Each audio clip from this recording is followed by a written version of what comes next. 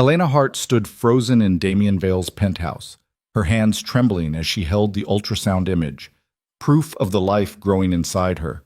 The man she loved, the most dangerous crime boss in the city, stared at her with cold fury before ripping the picture in half. "You're lying," he snarled. "I can't have children. This bastard isn't mine." 3 months later, Elena has vanished from his world, rebuilding her shattered heart while carrying his daughter alone. But when Damien discovers the devastating truth about his past, he'll stop at nothing to reclaim what he destroyed.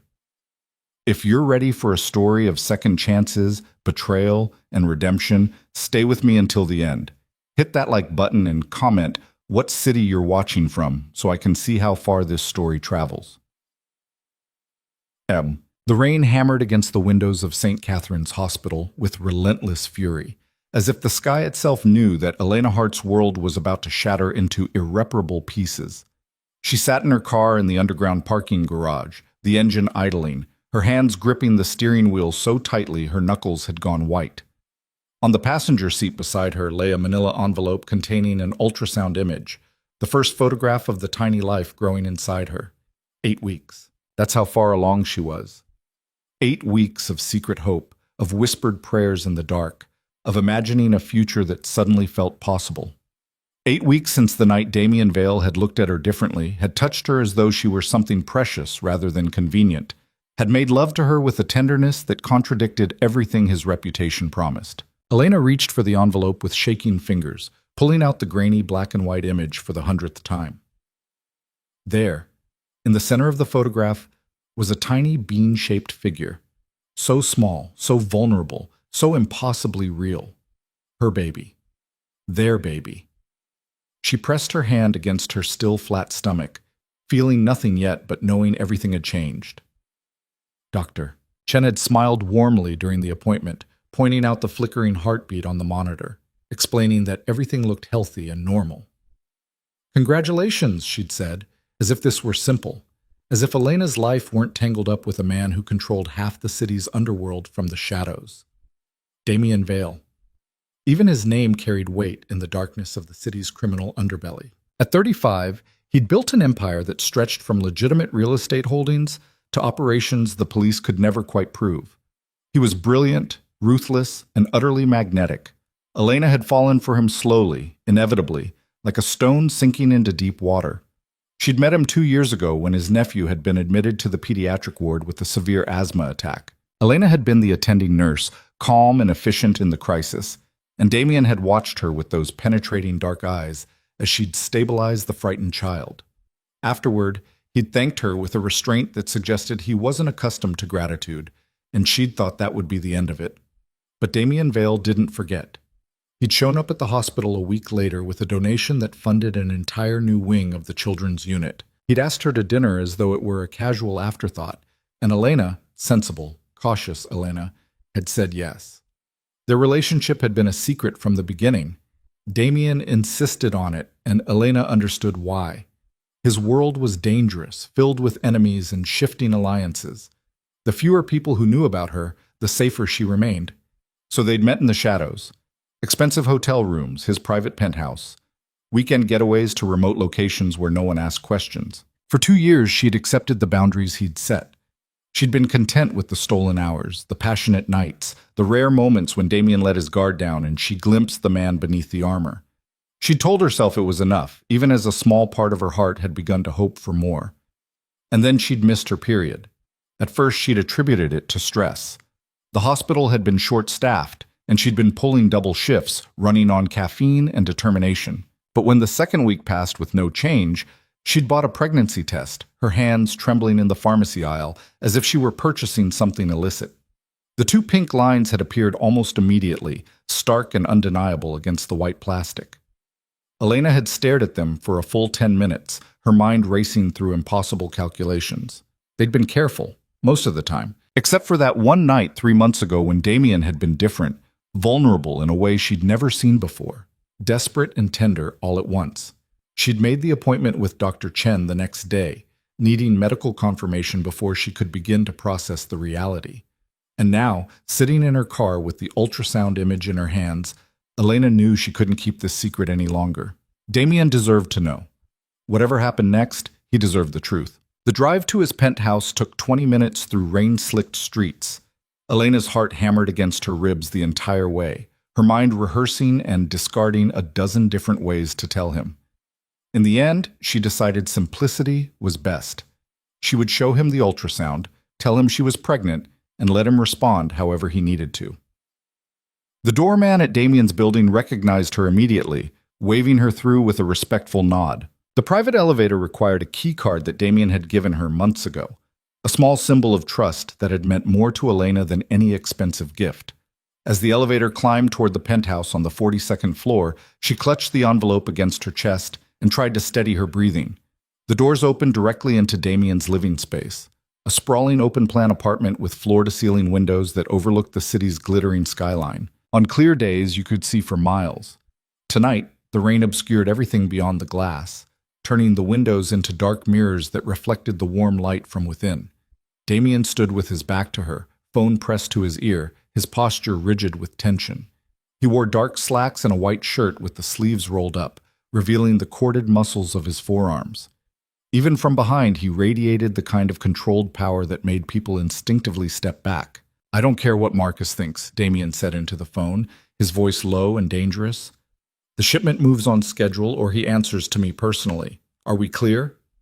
He paused, listening, then ended the call without another word.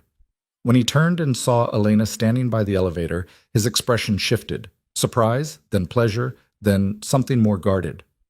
"Elena." He crossed the room in long strides, and for a moment she thought he might embrace her. Instead, he stopped just short, his dark eyes searching her face. "I wasn't expecting you tonight. Is everything all right?" She nodded, not trusting her voice yet. Damien frowned slightly, and she realized her nervousness must be written all over her face. "You're pale," he observed, reaching out to brush his fingers along her cheekbone. "Have you eaten? You've been working too hard again." The tenderness in his voice nearly undid her carefully maintained composure. This was the Damien that only she got to see, the man behind the reputation, capable of softness even if he rationed it carefully. "I'm fine," Elena managed, though her voice came out shakier than she'd intended. I need to talk to you about something important."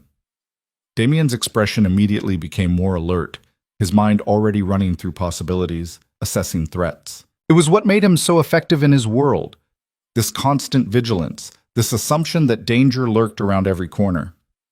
"What's wrong?" he asked, and there was steel beneath the concern now. Elena took a deep breath and pulled the envelope from her purse. Her hands were shaking so badly she nearly dropped it. "I went to the doctor today," she said quietly, "for a checkup. And I found out—" Her voice caught, and she had to swallow hard before continuing. "I found out I'm pregnant." For a moment, Damien didn't move, didn't speak, didn't even seem to breathe. He stood frozen, staring at her as if she'd just spoken in a language he didn't understand. The silence stretched between them, heavy and suffocating. Then Elena pulled the ultrasound image from the envelope and held it out to him with trembling fingers. 8 weeks, she whispered. "I know this is unexpected, and I know we never talked about this possibility, but no." The single word cut through the air like a blade. Damien's face had gone completely blank, all warmth draining away as if it had never existed. He took a step backward, away from her, away from the ultrasound image she still held extended toward him. "No," he repeated, and his voice was colder than Elena had ever heard it. "That's impossible." Confusion flooded through her, followed quickly by the first tendrils of fear. "Damien, I know it's a shock, but the doctor confirmed I can't have children." He bit out each word with brutal precision. "It's medically impossible. So whatever game you're playing, whatever you think you're going to accomplish with this lie—" "Lie?" Elena's voice rose despite her best efforts to stay calm. "Damien, I'm not lying. I would never—" "Give me that!" He snatched the ultrasound image from her hand with such sudden violence that Elena flinched. She watched in horror as Damien stared down at the picture, his jaw clenched so tightly she could see the muscle jumping beneath his skin. His dark eyes scanned the image with the same ruthless intensity he brought to every business negotiation, every threat assessment. "This could be anyone's ultrasound," he said flatly. You could have taken this from the hospital, printed it from the internet. Do you really think I'm stupid enough to fall for this? The words hit Elena like physical blows. She actually stumbled backward, her hand instinctively moving to her stomach as if to protect the tiny life inside from this verbal assault. "How can you say that?" she whispered, tears burning in her eyes. "After everything between us, how can you possibly think after everything between us?" Damien's laugh was harsh and utterly without humor. "Elena, let's be clear about what this relationship actually is. We're not building a future together. We're not in love. We have an arrangement that works because we both understand the boundaries." Each sentence landed like a hammer blow, systematically destroying the fragile hope Elena had allowed herself to nurture. She shook her head, refusing to believe what she was hearing. "That night 3 months ago," she said desperately. "You know it was different. You know there was something. One night." Damien cut her off with brutal efficiency.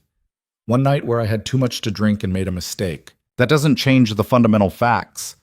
He held up the ultrasound image, and Elena's heart shattered as she watched him deliberately tear it in half. "I cannot have children." The sound of the paper ripping was somehow louder than the rain still hammering against the windows.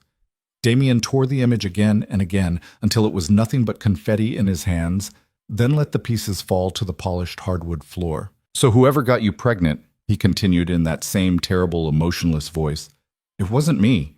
And I suggest you figure out who the real father is before you try this kind of con on someone less forgiving." Elena couldn't breathe, couldn't think, couldn't process the complete demolition of everything she'd thought she knew about this man, about their relationship, about the future she'd barely begun to imagine. "Get out!" The command was quiet but absolute.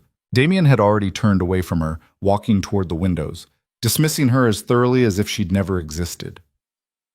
Elena stood frozen for another moment, staring at the scattered pieces of ultrasound image on the floor, the only proof of the life growing inside her, now reduced to meaningless fragments. Then her survival instincts kicked in, the same ones that had gotten her through nursing school while working 2 jobs, the same ones that had taught her to be strong when strength was the only option.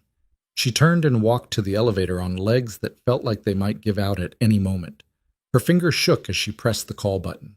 Behind her, she could hear Damien's phone ringing again, could hear him answer it with the same cold authority he'd just used to destroy her world. The elevator doors opened and Elena stepped inside. As they began to close, she looked one last time at the man she'd loved, the man she'd trusted with the most vulnerable parts of herself. Damien stood silhouetted against the city lights, already deep in conversation about some business matter, already moving on as if the last 10 minutes had never happened. The doors closed, and Elena was alone in the descending elevator, her hand pressed against her stomach, silent tears streaming down her face. 3 months had passed since that night, and Elena Hart had learned how to breathe again. It hadn't been easy. The first few weeks had been a blur of tears and anger and grief so profound she'd barely been able to function. She'd called in sick to work for the first time in 5 years, spending 3 days in bed, curled around the tiny life growing inside her, trying to understand how everything had gone so catastrophically wrong. But on the 4th day, Elena had looked at herself in the bathroom mirror, red-eyed, pale, hollow-cheeked, and made a decision. She could let Damien Vale's cruelty destroy her, or she could do what she'd always done: survive. She'd chosen survival. Now, at nearly 6 months pregnant, Elena stood in the small 1-bedroom apartment she'd rented in a quieter neighborhood across town, folding tiny onesies and arranging them in the second-hand dresser she'd painted a soft yellow. Her belly was round and firm beneath her loose cotton dress, and she'd felt the baby moving inside her for the last month. Little flutters at first, now strong kicks that took her breath away. A girl. She was having a daughter.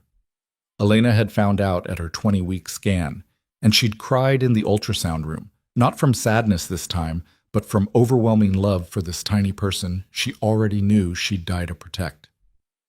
The apartment was nothing like Damien's penthouse. It was small, with older appliances and water stains on the ceiling that the landlord kept promising to fix. But it was hers. She'd signed the lease, paid the deposit with money she'd saved, and slowly transformed it into a home. The nursery was taking shape in the corner of her bedroom, a crib she'd assembled herself, a changing table from a thrift store, soft blankets and stuffed animals from her coworkers at the hospital who'd thrown her a surprise baby shower. Elena had been touched to tears by their kindness, by the way they'd rallied around her when she'd quietly explained she'd be raising the baby alone. None of them knew who the father was. Elena had kept that secret locked tight in her chest, knowing that even speaking Damien's name could bring his dangerous world crashing back into her carefully rebuilt life. She'd disappeared from his orbit completely, changed her phone number, blocked his email, avoided the restaurants and hotels where they used to meet. For 3 months, she'd heard nothing from him. No apology, no attempt at contact, nothing. The silence hurt more than she wanted to admit, but it also confirmed what she needed to know. Damien Vale had meant every word he'd said that night. She was nothing to him. The baby was nothing to him. So Elena had built a new life without him. She'd thrown herself back into her work at the hospital, finding solace in caring for sick children and their frightened parents. She'd attended prenatal classes alone, practicing breathing techniques with a pillow as her partner. She'd read every parenting book she could find, determined to be enough for her daughter even if she had to do it all herself. The loneliness was the hardest part, not the physical challenges of pregnancy. The morning sickness that had lasted well into her second trimester, the exhaustion, the aching back and swollen ankles. Those were manageable. But the loneliness of facing this enormous life change without a partner, without someone to share the first ultrasound or the first kick or the first time she'd heard her daughter's heartbeat, that hollow ache never quite went away. Elena finished folding the last onesie and straightened up, pressing her hand against the small of her back. Her daughter immediately kicked as if sensing her mother's discomfort, and Elena smiled despite the pain. "I know, sweet girl," she murmured, rubbing her belly in slow circles. "Mama's tired, but we're okay. We're going to be just fine." A sharp knock on the door startled her from the moment. Elena frowned, glancing at the clock. It was nearly 9 in the evening, too late for deliveries, and she wasn't expecting anyone. Her few friends from the hospital always called before visiting. She moved to the door cautiously, checking the peephole first. The security in this building wasn't great, and a woman alone needed to be careful. What she saw on the other side made her blood run cold. Damien Vale stood in her hallway, looking exactly as he had 3 months ago and completely different all at once. He wore a dark coat over an expensive suit, his hair slightly disheveled as if he'd been running his hands through it. But it was his face that shocked her, the raw anguish written across features that were usually so carefully controlled. Elena's hand went to her throat, her heart hammering so hard she felt dizzy.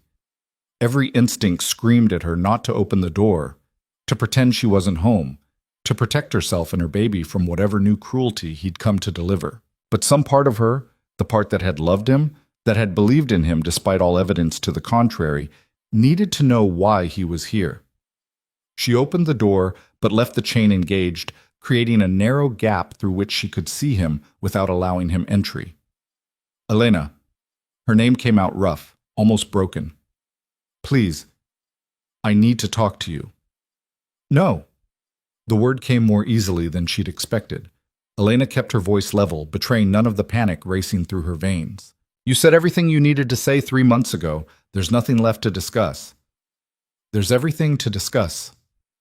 Damien moved closer to the door, and she could see his eyes now, those dark, penetrating eyes that had once made her feel seen and desired. Now they looked haunted. "Please, Elena, 5 minutes. That's all I'm asking." "And if I say no?" She lifted her chin, refusing to be intimidated even as her pulse raced. "Will you leave? Or will you force your way in like you force everything else in your life?" Pain flickered across his face, so raw and genuine that Elena almost faltered. Almost. "I deserve that," Damien said quietly. "I deserve worse than that. But please, just give me 5 minutes to explain. After that, if you want me gone, I'll go. You'll never see me again." Elena hesitated, her hand resting protectively on her belly. Her daughter kicked again, a strong, insistent movement, and Elena made her decision. She closed the door just long enough to unhook the chain, then opened it wider, stepping back to let Damien enter. But she didn't move far from the door, keeping her escape route clear, her body angled to protect her stomach from view. Damien stepped into the small apartment, and Elena watched his eyes take in everything. The modest furnishings, the cheerful yellow walls she'd painted herself, the corner of the room where the nursery was taking shape. His gaze lingered on the crib, the tiny clothes, the stuffed animals, and something in his expression crumpled. "You kept it," he said, so softly she almost didn't hear. "The baby. You kept her." Elena's voice was sharp. "I kept her. My daughter. And before you start with the accusations again, yes, she's yours. Not that it matters anymore."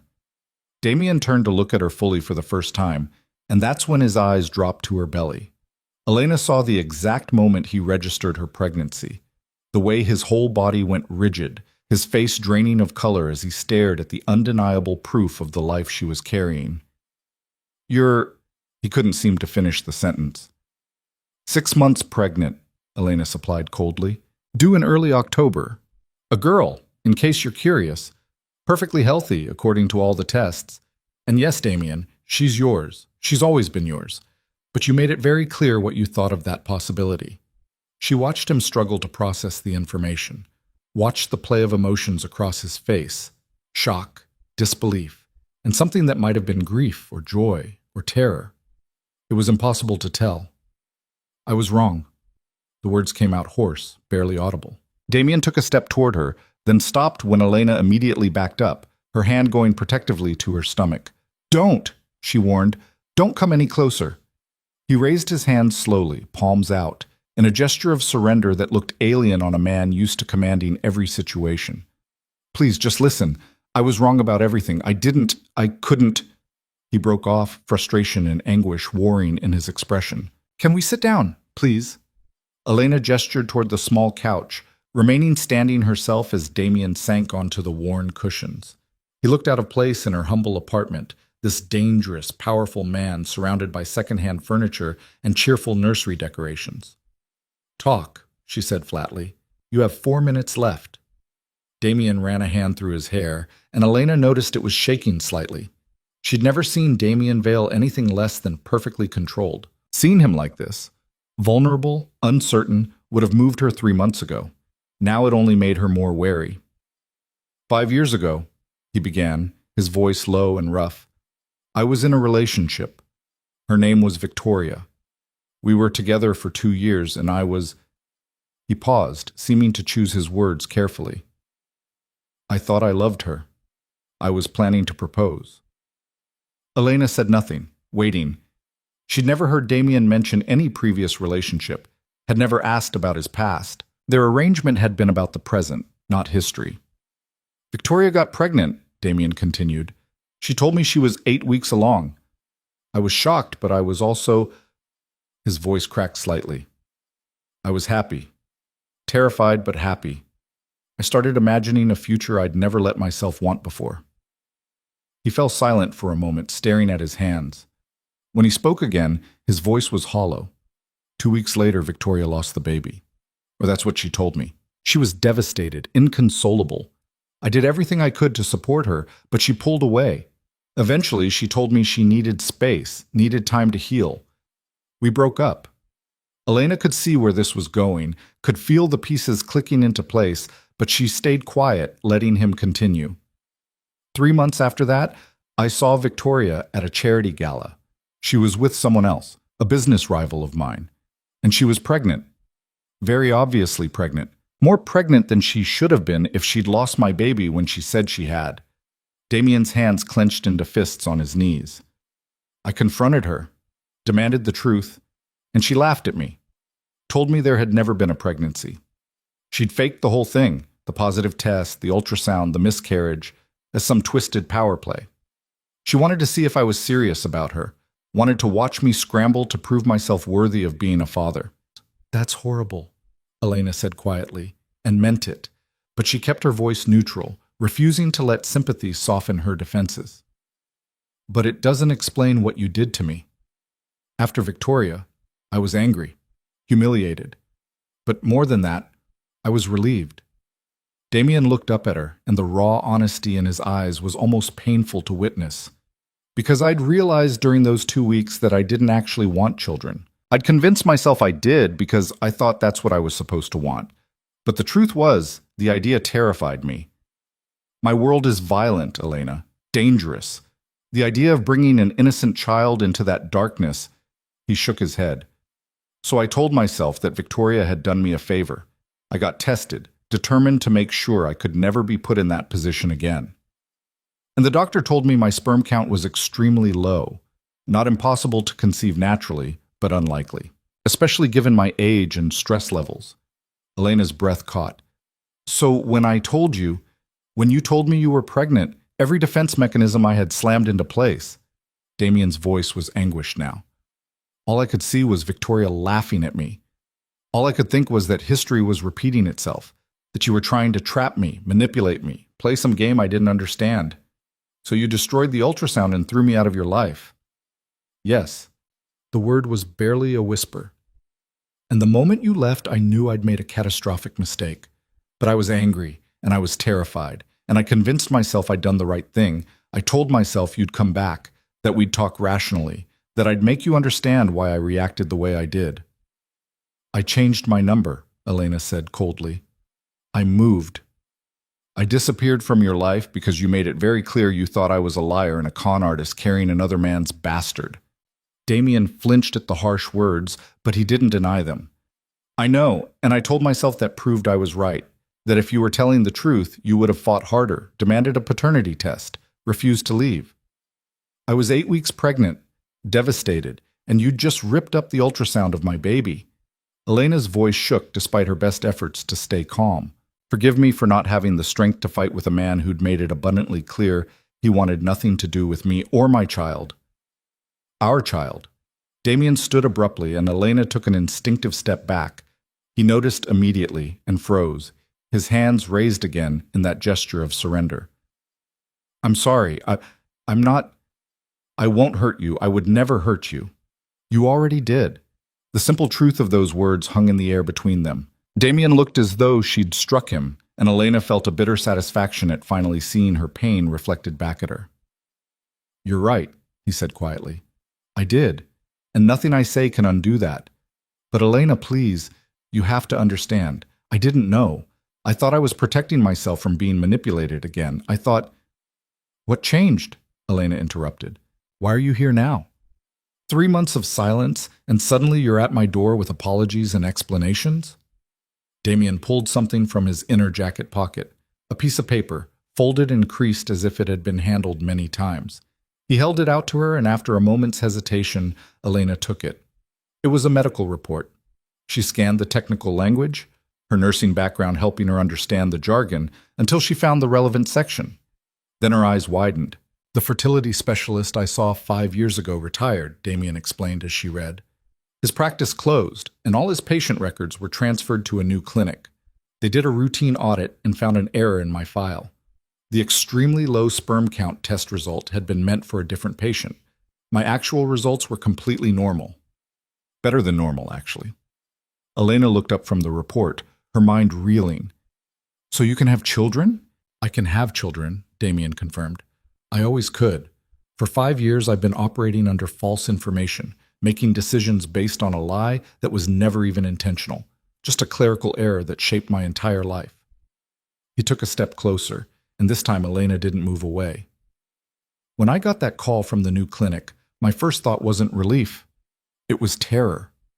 Because if I could have children, then everything I'd told myself about you was wrong. You weren't lying. You weren't manipulating me. You were telling the truth. And I'd destroyed something precious because I was too damaged and too afraid to see it. You tore up the ultrasound, Elena whispered, tears burning in her eyes despite her best efforts to hold them back. You called our baby a bastard. I know. Damien's voice broke completely. I know, and there's no apology big enough for what I did to you. But Elena, please, I'm begging you, give me a chance to make this right. Let me be part of this. Let me be a father to our daughter. Your time's up, Elena said, her voice surprisingly steady despite the tears streaming down her face. You said 5 minutes, and I've given you more than that. Now I'm asking you to leave. Elena, leave, Damien. She moved to the door, opening it wide. You don't get to come back after 3 months and expect everything to be forgiven just because you have a medical report. You broke something that can't be fixed with explanations. You made me feel worthless. You made me question everything I knew to be true. And you did it so thoroughly that even now, even pregnant with your daughter, I can still hear your voice calling her someone else's bastard. Damien looked shattered, but he moved toward the door as she'd asked. When he reached her, he stopped, looking down at her with such naked longing that Elena had to look away. "I love you," he said softly. "I know I have no right to say that now. I know it doesn't change anything. But I need you to know that what we had, what I threw away, it wasn't just an arrangement to me. It hasn't been for a long time." Elena closed her eyes against the anguish in his voice. "If you loved me, you would have trusted me." "You're right." Damien stepped into the hallway, then turned back to face her. "But I'm not giving up, Elena. I'm going to prove to you that I've changed. I'm going to earn your trust back no matter how long it takes. And I'm going to be there for our daughter, whether you forgive me or not." "We'll see," Elena said quietly, and closed the door. She stood with her back against it, listening to his footsteps retreat down the hallway, listening to the elevator doors open and close. Only when she was certain he was gone did she let herself slide down to the floor, wrapping her arms around her belly, letting the tears come. And that terrified her more than anything else. The flowers arrived the next morning. Elena stood in her doorway, staring at the enormous bouquet of white roses and lilies that the delivery man had just handed her. There must have been 36 stems at least, arranged in a crystal vase that probably cost more than her monthly rent. A small cream envelope was tucked among the blooms. "Sign here, please," the delivery man said, holding out an electronic pad. Elena signed automatically, her mind still processing. She carried the heavy arrangement inside and set it on her small kitchen table, where it immediately dominated the entire space. The flowers were beautiful, elegant, and expensive, and completely inappropriate. She pulled the card from the envelope with trembling fingers. "For our daughter. I hope she knows how loved she already is. D." Elena crumpled the card in her fist, anger and something dangerously close to longing warring in her chest. This was exactly what Damien did. He threw money at problems, used grand gestures to smooth over the hard conversations, the real work of earning trust. She should throw the flowers away, send them back, make it clear that he couldn't buy his way into their lives. Instead, she found herself touching one of the soft petals, breathing in the delicate scent, imagining what it would be like to accept the apology they represented. By the end of the week, her apartment looked like a florist shop. More flowers arrived every day, sunflowers and orchids and exotic blooms she couldn't even name. Then came other gifts: a state-of-the-art baby monitor, an expensive stroller that converted into a car seat, a rocking chair made of polished oak that must have cost thousands. Each delivery came with a card, and each card mentioned their daughter.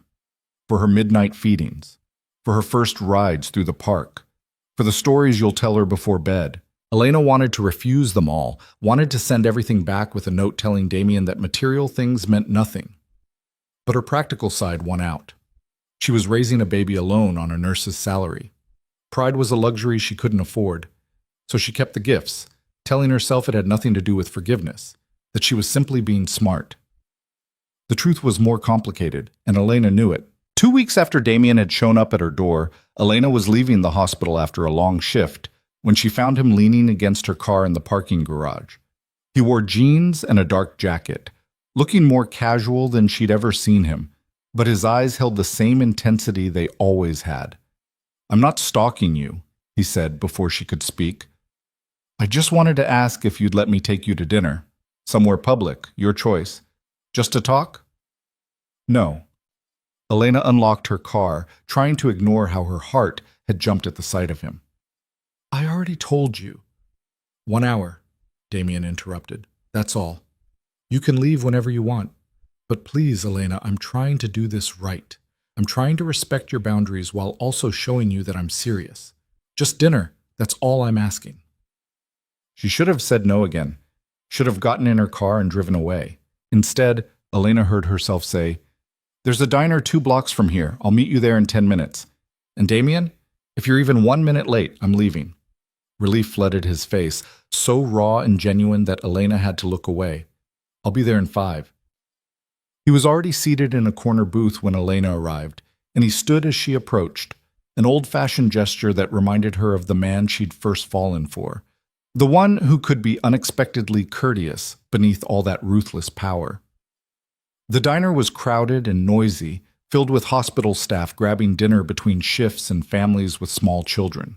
It was about as far from the elegant restaurants Damien usually frequented as possible, and Elena had chosen it deliberately. She wanted him out of his element, wanted to meet on neutral ground where his wealth and influence meant nothing. "Thank you for coming," Damien said as she slid into the booth across from him. His eyes went immediately to her belly, now impossible to hide beneath her scrubs. "How are you feeling? Are you having any complications?" "I'm fine," Elena said curtly. "The pregnancy is progressing normally. My doctor is happy with everything." A waitress appeared with menus and water, giving them a moment of silence. Elena used it to study Damien's face, looking for the cold cruelty she remembered from that terrible night. Instead, she found exhaustion etched around his eyes, a new tension in his jaw. He looked like a man who hadn't been sleeping well. Good, she thought viciously. He should suffer at least a fraction of what she'd endured. "I want to come to your next appointment," Damien said once the waitress had taken their orders. "If you'll let me. I want to see her on the ultrasound, hear her heartbeat. I want to be part of this." "Why?" Elena demanded. "Why now, Damien? You had 3 months to change your mind, to come looking for me, to question whether you'd made a mistake. But you didn't. So what's really different? Is it just the medical report? Because if finding out you're fertile is the only reason you suddenly care, it's not." He leaned forward, his dark eyes intense. "The medical report was the catalyst. But Elena, I spent those 3 months trying to convince myself I'd done the right thing, trying to forget about you, trying to move on. And I couldn't. Every day I thought about you. Every night I lay awake remembering the look on your face when I tore up that ultrasound." His voice dropped lower, rougher. "I told myself you were better off without me, that my world was too dangerous, that I'd only end up hurting you more. But the truth is, I was a coward. I was terrified of wanting something I thought I could never have, so I destroyed it before it could destroy me."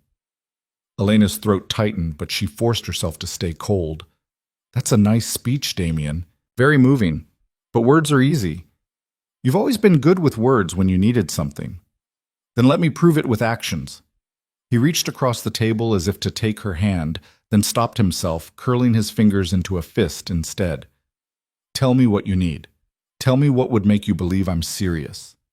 "I need time," Elena said quietly. "I need you to understand that you can't just step back into my life as if nothing happened. You hurt me, Damien, worse than I've ever been hurt. And I won't let you hurt our daughter the same way. I won't."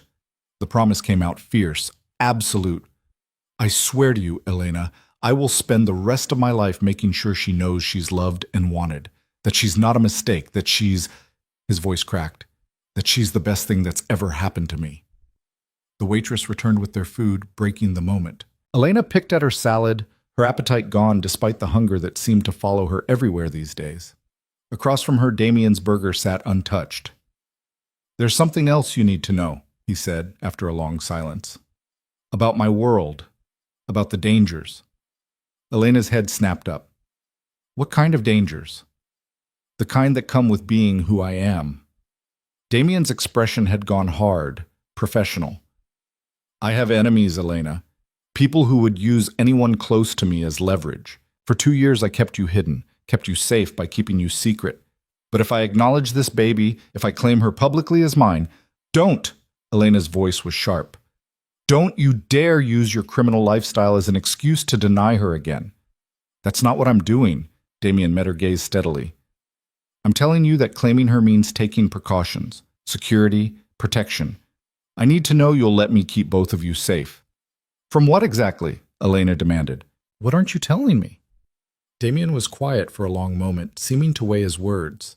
"There's a man named Marcus Volkov. He runs the Russian operations on the east side. We've had an understanding for years, but recently he's been pushing boundaries, testing my control. If he knew I had a child—" "Stop." Elena held up her hand, nausea rolling through her that had nothing to do with pregnancy. "I don't want to hear this. I don't want to know the details of your illegal operations or your gang wars or whatever this is." "It's not a gang war," Damien said patiently. "It's business. And whether you want to hear it or not, it's the reality of who I am. I'm not going to lie to you anymore, Elena. Not about this. Not about anything." She stared at him, seeing the truth written clearly across his face. This was who Damien Vale was. Not just the tender lover who'd held her through the night, not just the cruel stranger who'd destroyed her trust, but all of it. The whole complicated, dangerous, morally ambiguous reality of the man who'd fathered her child. I need to think about this, Elena said finally. About all of it. I need time to process. Take all the time you need. Damien pulled out his wallet and left several bills on the table, far more than the meal cost. But Elena, I meant what I said. I'm not going anywhere. Whatever you decide, I'm going to be here. Elena stood, suddenly desperate to escape the intensity of his presence, the way he made her feel things she'd sworn not to feel anymore. The gifts need to stop, she said. No more flowers, no more expensive baby furniture. If you want to prove you're serious, prove it by respecting my boundaries. All right. Damien stood as well, and for a moment they faced each other across the worn diner table. Can I ask one thing? What? When's your next appointment? Elena hesitated, then pulled out her phone and showed him the calendar reminder. Thursday, 2 o'clock at the Women's Health Center on Maple Street. Damien committed the information to memory with the same focus he brought to everything. Can I be there? Every instinct screamed at Elena to say no, to keep him away from this intimate connection with their daughter, but she thought about the little girl growing inside her, about the questions she'd ask someday about her father. Could Elena really deny her daughter the chance to have Damien in her life if he was genuinely trying to change? Yes, she said quietly. You can be there. But Damien, if you miss this appointment, if you're late or you don't show up, that's it. No more chances. I'll be there. The promise carried the weight of a blood oath. I swear it. Elena nodded and turned to leave, but Damien's voice stopped her. Elena? Thank you for giving me this chance. I know I don't deserve it. She looked back at him, this powerful, dangerous man who looked almost vulnerable in the harsh fluorescent lighting of the diner. You're right, she said softly. You don't. But she deserves a father who wants her. So I'm not doing this for you, Damien. I'm doing it for our daughter. Thursday arrived wrapped in golden autumn sunshine, the kind of perfect fall day that made Elena wish she could spend it anywhere but in a medical office. She'd barely slept the night before, anxiety churning through her every time she thought about Damien showing up, about what it would mean to let him into this part of her pregnancy. She arrived at the Women's Health Center 15 minutes early, checking in at the desk and taking a seat in the crowded waiting room. Pregnant women in various stages filled the chairs, some with partners, some alone. Elena watched a young couple in the corner, the man's hand resting protectively on his wife's belly, both of them laughing at something on his phone. That could have been us, she thought, and the loss of it hit her all over again. 2 o'clock came and went. Elena's name was called, and she stood, her heart sinking despite the anger rising to replace it. Of course, Damien hadn't shown up. What had she expected? Men like him didn't change. They made promises and broke them with equal ease. Elena Hart? The nurse called again. I'm coming, Elena said, gathering her purse. She was 3 steps toward the hallway when the clinic door burst open and Damien rushed in, slightly out of breath, his usually immaculate appearance disheveled. I'm here, he said, his eyes finding hers immediately. I'm sorry. There was an accident on the highway. Traffic was completely stopped. I tried to call, but I have my phone on silent in medical offices, Elena finished quietly. Relief and irritation warred inside her. You're late. I know. I'm sorry. Damien approached her carefully, aware of all the eyes in the waiting room following his movement. But I'm here now. Please, don't shut me out because of bad traffic. The nurse was waiting, eyebrows raised. Elena made a split-second decision. Come on, she said to Damien. We're going to miss our slot. She saw the flash of hope in his eyes before he followed her down the hallway. The nurse led them to an examination room and handed Elena a gown. Change into this, open to the front. Dr. Morrison will be with you shortly. When the nurse left, Elena stood holding the gown, suddenly aware of how intimate this was. Damien had seen her body countless times before, but that was different. This was medical, vulnerable, in an entirely new way. I can wait outside, Damien offered, reading her hesitation. No. Elena straightened her shoulders. You wanted to be here. This is what being here looks like. She turned her back and changed quickly, hyper-aware of Damien's presence even though he'd moved to look out the window, giving her privacy. When she was settled on the examination table, he finally turned around. The look on his face when he saw her, the hospital gown draped over her pregnant belly, her bare feet dangling off the table, was something Elena couldn't quite name. Reverence, maybe. Or awe. "You're beautiful," he said softly. "I'm 6 months pregnant and retaining water in places I didn't know could swell." Elena tried for levity to cover the emotion threatening to overwhelm her. "Beautiful is a stretch. You're carrying my daughter." Damien moved closer, stopping a respectful distance from the examination table. "That makes you the most beautiful thing I've ever seen." Before Elena could respond, Dr. Morrison entered, a kind-faced woman in her 50s who'd been Elena's OBGYN for the past 4 months.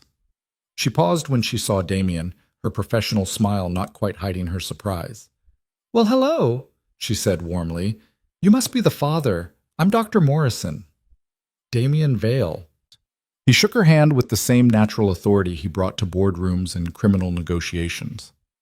"Thank you for taking care of Elena and the baby." "It's my pleasure. They're both doing wonderfully." Dr. Morrison washed her hands and pulled on gloves. "All right, Elena, let's take a look at this little one. How's she been moving?" "Constantly," Elena said, "especially at night. I think she's training to be a kickboxer." "Doctor." Morrison laughed and began the examination, her experienced hands gentle on Elena's belly. Damien stood frozen, watching every movement with laser focus. When the doctor pulled out the ultrasound wand and squirted gel on Elena's stomach, she saw him lean forward slightly, unable to hide his anticipation. The monitor flickered to life, and suddenly there she was, their daughter, so much bigger than the tiny bean shape from the first ultrasound. Elena could see her profile clearly now, the perfect curve of her nose, the delicate fingers she kept bringing to her mouth. "There's your girl," Dr. Morrison said warmly, adjusting the wand to get different angles. "Let's see. Good, strong heartbeat at 145 beats per minute. She's measuring right on track for 26 weeks. Head down already, which is great. And very active, as you've noticed." Elena barely heard the doctor's words. She was watching Damien, watching the transformation that came over his face as he stared at the ultrasound screen. His expression crumbled, tears streaming unchecked down his face, as he took in every detail of their daughter. "That's her," he whispered, his voice breaking. "That's really her." "Would you like to hear the heartbeat?" Dr. Morrison asked, and without waiting for an answer, she turned up the volume. The rapid whoosh, whoosh, whoosh filled the room, steady and strong and utterly perfect. Damien made a sound that might have been a sob, his hand coming up to cover his mouth. "Can I?" He looked at Elena, then at Dr. Morrison. "Can I touch? Can I feel her?" Elena's throat was too tight to speak, so she just nodded. Dr. Morrison smiled and stepped back slightly, giving Damien room to approach the examination table. His hand was shaking as he reached out, hovering over Elena's belly, as if afraid his touch might somehow damage what was inside. Elena took his hand in hers and guided it to the spot where their daughter was most active. As if on cue, the baby kicked, a strong, unmistakable movement directly against Damien's palm. He gasped, his eyes flying to Elena's face in wonder. That was her, Elena confirmed, and despite everything, despite the pain and the anger and the broken trust, she found herself smiling. "She's saying hello to her daddy." Damien's face crumpled completely. He bent forward, his forehead nearly touching the examination table, his hand still pressed against Elena's belly, where their daughter continued to move. His shoulders shook with silent sobs, and Elena found her own eyes filling with tears. "Doctor." Morrison discreetly turned away, making notes in her chart to give them privacy. When Damien finally composed himself enough to straighten up, his eyes were red but filled with a fierce determination Elena had never seen before. "I'm sorry," he said, his voice raw. "I'm so sorry for missing this, for nearly missing all of it." "You're here now?" Elena said quietly. "That's what matters." "Doctor." Morrison finished the examination and printed several ultrasound photos, handing them to Elena with a warm smile. "Everything looks perfect. I'll see you again in 4 weeks. And please, both of you, call if you have any concerns before then." When they were alone in the examination room again, Damien helped Elena sit up, his hands gentle and careful. She changed back into her regular clothes while he studied the ultrasound photos with the intensity usually reserved for multi-million-dollar contracts. Can I have one? He asked, looking up at her. Please? Elena pulled out one of the photos and handed it to him. Damien took it like it was made of precious crystal, his fingers trembling slightly. Thank you, he said, for letting me be here, for letting me see her. They walked out of the clinic together into the golden afternoon sunshine. Damien's car was parked next to hers, a sleek black sedan that probably cost more than most people's houses. The driver stood nearby, and Damien waved him off when he moved to open the door. Elena, Damien said as she unlocked her modest Honda, there's something I need to tell you, something I should have said that first night I came to your apartment. She waited, her hand on the car door. I love you. The words came out steady, certain. Not because of the baby, not because I feel guilty or obligated. I love you because you're strong and kind and you see the good in people even when they don't deserve it. I love you because you made me want to be better.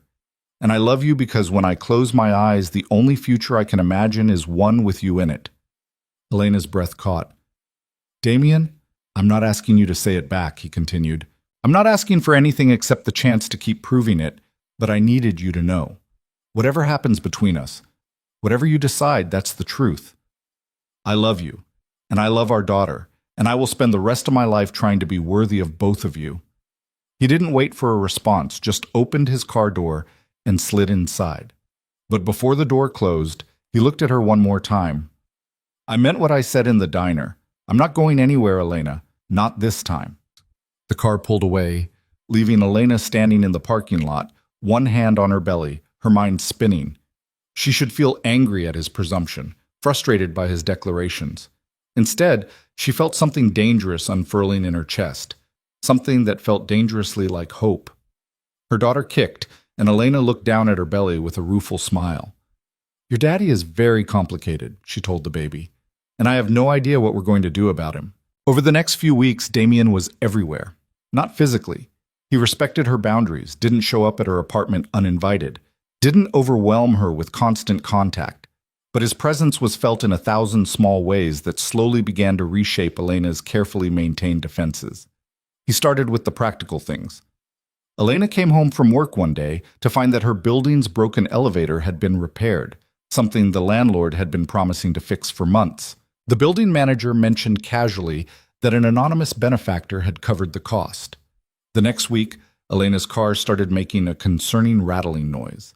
She made an appointment at a mechanic, planning to use the small emergency fund she'd been saving for the baby.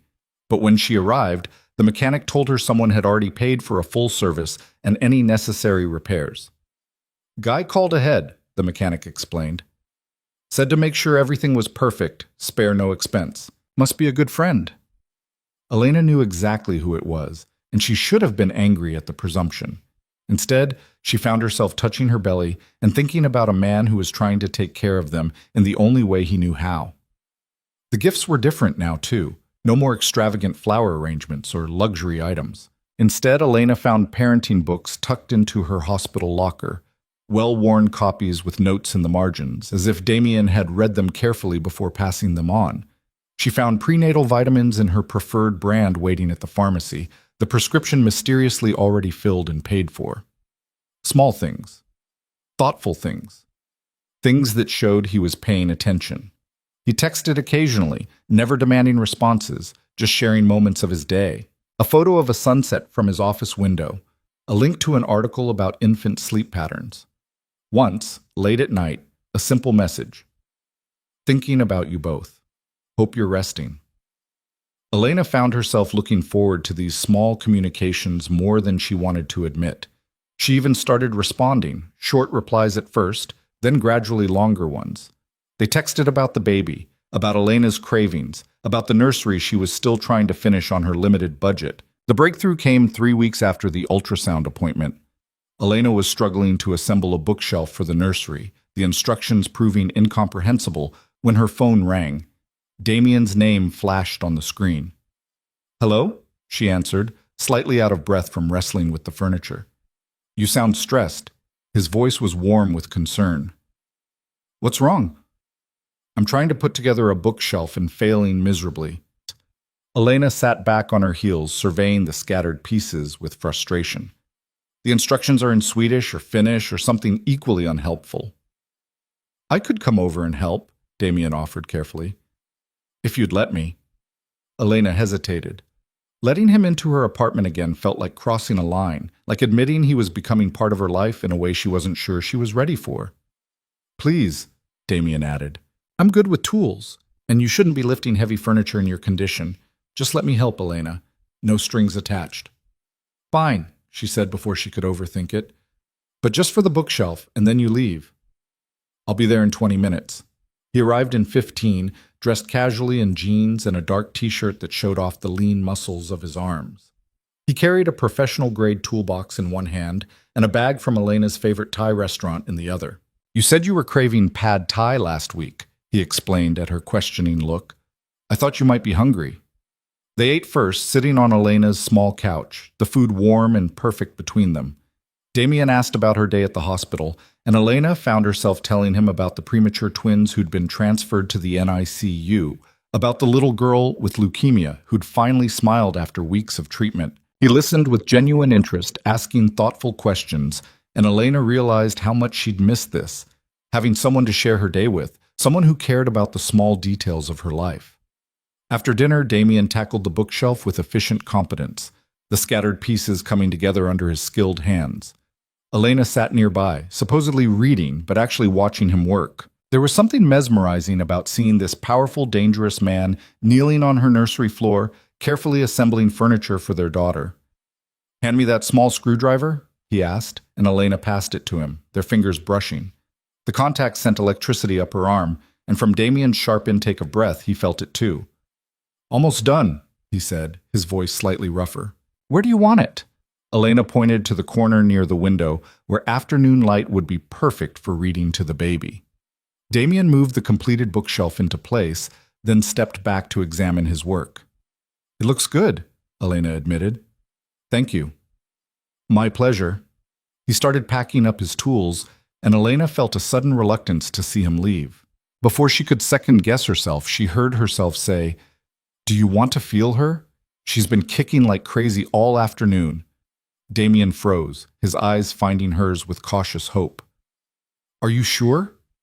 Elena nodded and guided his hand to her belly. Their daughter, as if recognizing her father's touch, immediately began a series of strong kicks and rolls. Damien's face lit up with pure joy. She's so active, he marveled. Does she ever sleep? Not when I'm trying to, Elena said with a laugh.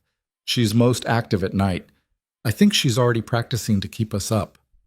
The word us hung in the air between them, intimate and loaded with possibility. Damien's thumb moved in gentle circles over Elena's belly, his touch reverent. I've been thinking about names, he said quietly. If you're open to suggestions. What did you have in mind? Sophia. It means wisdom. He looked up at her, his dark eyes intense. And she'll be wise having you as her mother. Elena's throat tightened.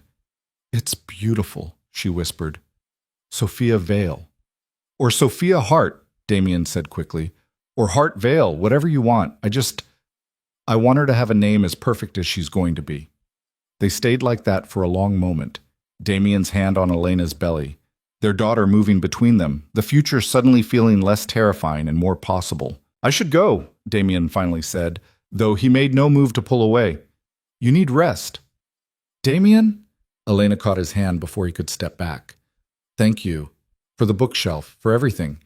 He lifted her hand to his lips, pressing a kiss to her knuckles with old-fashioned courtliness.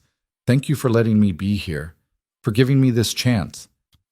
After he left, Elena stood in the nursery, running her hand along the smooth wood of the bookshelf, imagining it filled with children's books, imagining reading to Sophia while Damien sat nearby, imagining a future that 3 months ago had seemed impossible. Her phone buzzed with a text from Damien. Sleep well, both of you. Elena smiled and typed back.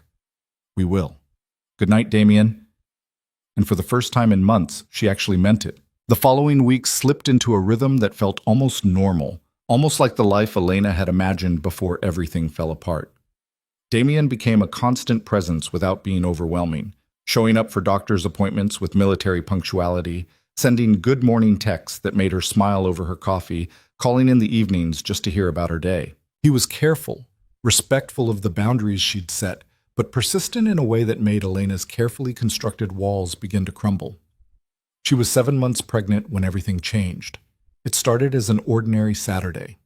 Elena had the day off and was using it to finish the nursery, washing tiny clothes and organizing the dresser Damien had assembled the week before. She'd invited him over later to help hang curtains, and she found herself checking the clock more often than she wanted to admit, anticipating his arrival. Her phone rang just after noon. Damien's name appeared on the screen, and Elena answered with a smile. "You're early," she said. "I thought you weren't coming until 2. "Elena, listen to me very carefully." Damien's voice was tight, controlled in a way that immediately set off alarm bells. "I need you to pack a bag with essentials. Clothes for a few days, your medications, important documents. Can you do that right now?" The smile died on Elena's lips. "What's going on?" "I don't have time to explain everything, but there's been a situation with my business. Someone I trusted has turned, and they're using information about you and the baby as leverage." His words came fast, urgent. "I'm sending a car to your building. It'll be there in 10 minutes. Pack quickly and get ready to leave." Fear spiked through Elena's chest. "Damien, you're scaring me. What kind of situation? What do you mean they're using us as leverage?" "I mean that people know about you now. People who would hurt you to hurt me." His voice cracked slightly on the last words. "Please, Elena, I need you to trust me, just this once. Pack a bag and get ready to leave. I'll explain everything when you're somewhere safe."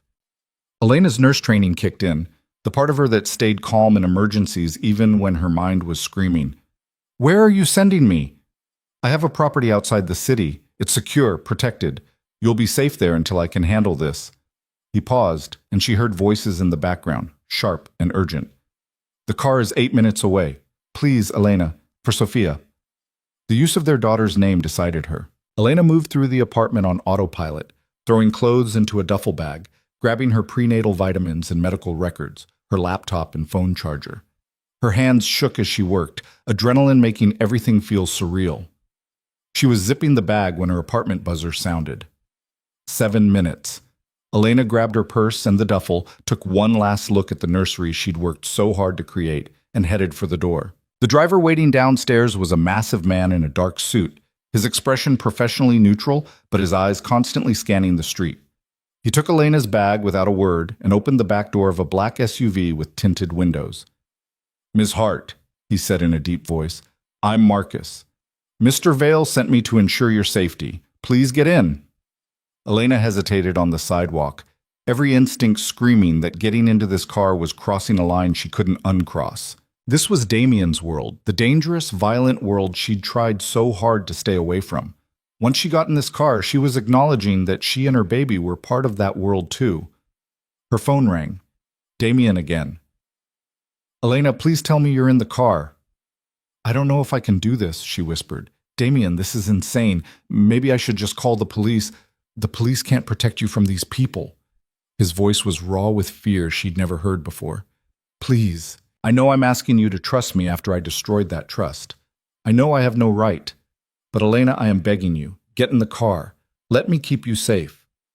Elena looked at Marcus, at the open car door, at the street that suddenly felt exposed and dangerous. She thought about Sophia, about the tiny life depending on her to make the right choice. She got in the car. The drive took nearly 2 hours, winding through the city and into the countryside beyond. Marcus drove with efficient precision, his eyes constantly checking the mirrors, taking random turns that Elena suspected were designed to make sure they weren't followed. She tried calling Damien 3 times, but each call went to voicemail. The property, when they finally arrived, wasn't what Elena had expected. She'd imagined something ostentatious, a mansion that screamed wealth and power. Instead, Marcus pulled up to a large but understated house set deep in the woods, surrounded by a high stone wall and iron gates that swung open automatically as they approached. The house was beautiful in a quiet way, stone and timber construction that looked like it had been there for decades, with large windows that overlooked acres of forest. But Elena noticed other details too.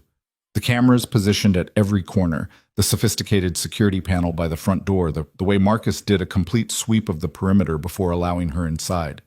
This wasn't just a country house. It was a fortress. "Mr. Vale will be here as soon as he can," Marcus said, showing her through rooms filled with expensive but comfortable furniture. "In the meantime, you have full access to the house. The kitchen is stocked. There's a library upstairs if you need something to read. Please don't go outside without notifying me first." "Am I a prisoner here?" Elena asked, hating how her voice shook. Marcus's expression softened slightly. "You're a guest under protection, Ms. Hart. Mr. Vale wants you comfortable, not confined, but he also wants you alive." He left her in a large bedroom with an attached bathroom, her duffel bag already placed on the bed. Elena sank onto the mattress, her hands instinctively going to her belly, where Sophia was kicking with unusual vigor, as if sensing her mother's distress. "It's okay, baby girl," Elena whispered. "Daddy's going to explain what's happening, and then we're going to figure out what to do." But as the afternoon faded into evening with no word from Damien, Elena's anxiety transformed into anger. She tried his number repeatedly, each call going straight to voicemail. She paced the bedroom, then explored the house, finding it empty except for Marcus, who seemed to materialize whenever she entered a new room. By the time headlights finally swept across the windows near midnight, Elena was furious. She heard the front door open, heard Damien's voice speaking in low tones with Marcus, and she stormed down the stairs to confront him. He looked exhausted, his usually immaculate suit rumpled, a bruise darkening along his jaw that hadn't been there that morning. But his eyes found hers immediately, and the relief in them was so profound that Elena's anger faltered. "Thank God," Damien breathed. "You're safe. You're both safe." "Safe from what?" Elena demanded. "You dragged me out of my home, sent me to this bunker in the woods, and then disappeared for 12 hours. I deserve answers, Damien, right now." "You're right." He ran a hand through his hair, and Elena noticed his knuckles were split and bruised. "Can we sit down, please?" They moved to the living room, settling on opposite ends of a leather couch. Marcus appeared long enough to hand Damien a glass of whiskey and Elena a cup of herbal tea, then disappeared again, giving them privacy. Damien took a long drink before speaking. "Do you remember me mentioning Marcus Volkov, the Russian who runs operations on the east side?" Elena nodded, her hand unconsciously moving to her belly. "3 months ago, I made a decision to start legitimizing my operations, moving money into legal businesses, cutting ties with some of the more dangerous elements of my organization. It's a long process, and it's been making certain people nervous." Damien's jaw clenched. Volkov in particular. He saw my decision to step back as weakness. He started making moves into my territory, testing boundaries. "What does this have to do with me?" Elena asked, though she was beginning to understand. "Everything changed when I acknowledged you. When I started showing up at your apartment, being seen at your doctor's appointments, making it clear that you and the baby matter to me." Damien's voice dropped. "Volkov has people everywhere. He found out about you, about Sophia, and he decided to use that information." Elena's blood ran cold. "Use it how?" "This morning, one of my men intercepted a communication. Volkov was planning to grab you from your apartment, use you as leverage to force me to hand over my operations to him." Damien's hands clenched into fists. "He was going to take you, Elena, take you and our daughter, and use you as bargaining chips." The room spun. Elena pressed her hand against her mouth, fighting nausea that had nothing to do with pregnancy. "Oh, God." "I shut it down," Damien continued, his voice hard. "I moved immediately, got you out before they could act. And then I spent the rest of the day making it very clear to Volkov and everyone else in this city that touching you means death. No negotiation, no mercy." Elena looked at the bruises on his face, the split knuckles, and didn't ask what he'd done. She wasn't sure she wanted to know. "So what now?" she asked quietly. "How long do I have to stay here? Days? Weeks?" "I don't know." The admission seemed to pain him. "I'm handling the situation, but these things take time. I need to make sure that every person who might consider using you as leverage understands exactly what will happen if they try." "I can't just hide here indefinitely, Damien." Elena stood, pacing to the window. "I have a job, patients who depend on me, a life I've built." "I know." He stood too, crossing the room but stopping short of touching her. I know, and I'm sorry. I never wanted my world to touch you like this. I tried so hard to keep you separate, to keep you safe, by keeping me secret. Elena turned to face him, by treating me like something to be hidden away. And now, when you finally acknowledge me publicly, this is what happens? I become a target? Yes. Damien's honesty was brutal. That's exactly what happened, and I take full responsibility. I should have been more careful. I should have anticipated this. You should have trusted me with the truth from the beginning. Elena's voice cracked. You should have told me what being with you really meant. Not just the romantic dinners and expensive gifts, but this. The danger, the violence, the fact that loving you comes with a price. I know. Damien's composure finally broke. And if I could go back and change everything, I would. But Elena, please understand, keeping you ignorant wasn't about not trusting you. It was about trying to protect you from exactly this situation. Well, your protection failed. The words came out harsh, and Elena saw them land like physical blows. I'm here anyway, hiding in your safe house, afraid for my baby because of choices you made in a world I never agreed to be part of. Silence fell between them, heavy and painful. Sophia kicked hard, and Elena winced, pressing her hand to her side. Are you all right? Damien asked immediately, concern overriding everything else. She's just active. Elena sat down heavily, suddenly exhausted. She's been kicking non-stop since we got here. I think she knows something's wrong. Can I? Damien gestured helplessly. Can I feel? Elena should have said no, should have maintained the anger, used it as armor against the fear threatening to overwhelm her. Instead, she found herself nodding, and Damien knelt in front of her, his hands gentle on her belly. Sophia kicked immediately, a strong movement that made Damien's face light up despite the tension between them. She's strong, he murmured, just like her mother. I'm not strong, Elena whispered. I'm terrified, Damien, terrified of what your world means for her, for us. Then let me make it right. He looked up at her, his dark eyes intense. Give me time to handle this, to make sure you're both safe. And then, he paused, seeming to choose his words carefully. And then, if you want to walk away, if you decide this life isn't what you want for Sophia, I'll understand. I'll set up trusts for her, make sure she has everything she needs, but I won't force you to stay in my world. You're her father, Elena said. You can't just be a trust fund, Damien. She deserves more than that. Then tell me what you need. His hands were still on her belly, feeling their daughter move between them. Tell me how to fix this. Elena looked at this complicated, dangerous, impossible man who'd destroyed her trust and was now desperately trying to rebuild it. I need honesty. Complete honesty. No more protecting me from the truth. If we're going to do this, if we're going to be a family, I need to know what I'm getting into. All of it. All right. Damien nodded slowly. No more secrets. I'll tell you everything, but not tonight. Tonight, you need rest. You've been through enough. He stood, and Elena caught his hand before he could step away. Where are you going? To one of the other bedrooms. I'll stay here until this is resolved, but I don't want to make you uncomfortable. Stay here. The words came out before Elena could second-guess them. Just stay. I don't want to be alone tonight. Something shifted in Damien's expression, hope and caution warring together. Are you sure?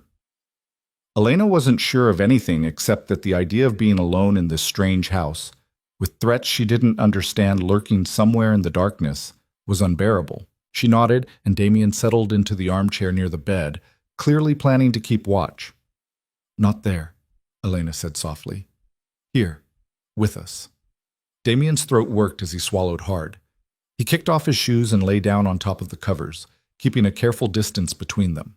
But Elena, driven by fear and need and something deeper she didn't want to name, moved closer until her back was against his chest. His arm came around her waist, his hand resting protectively over their daughter. I've got you, he murmured against her hair. Both of you. I promise. Elena let herself relax into his warmth, feeling Sophia settle too, as if she recognized her father's presence. Tomorrow she'd demand answers. Tomorrow she'd figure out what came next. But tonight, she let herself feel safe in Damien's arms. Let herself imagine that maybe, somehow, this impossible situation could work out. She was almost asleep when Damien spoke again, his voice barely a whisper. I love you, Elena. Whatever happens, whatever you decide, that's not going to change. I love you, and I love our daughter. And I will spend the rest of my life making sure you're both safe and happy. Elena's eyes burned with tears, but she didn't respond. She wasn't ready to say the words back. Wasn't sure if she ever would be. But she laced her fingers through his where they rested on her belly and felt him tighten his hold on them both. The next morning brought a crisp autumn day, sunlight streaming through the bedroom windows and birds singing in the forest beyond. For a moment, waking in Damien's arms, Elena could almost pretend this was a romantic getaway rather than protective custody. Then she registered the voices coming from downstairs, multiple male voices speaking in low, urgent tones, and reality crashed back. Damien was already awake, though he'd clearly been trying not to disturb her. That's my security team, he explained at her questioning look. They're doing a full briefing. I need to go down there, but you should rest. No. Elena sat up, pushing hair out of her face. You promised me honesty. That starts now. I want to hear what they're saying. Damien looked like he wanted to argue, but he just nodded. Get dressed. I'll wait. 20 minutes later, Elena descended the stairs to find the living room transformed into a command center. 4 men in dark suits stood around a table covered with maps and photographs, and they all fell silent when she appeared. Gentlemen, this is Elena Hart, Damien said, the mother of my child. She's to be kept informed of all developments. Is that clear? A chorus of yes, sir, followed. Elena recognized Marcus, but the other 3 men were strangers, hard-faced professionals who looked at her with varying degrees of surprise and respect.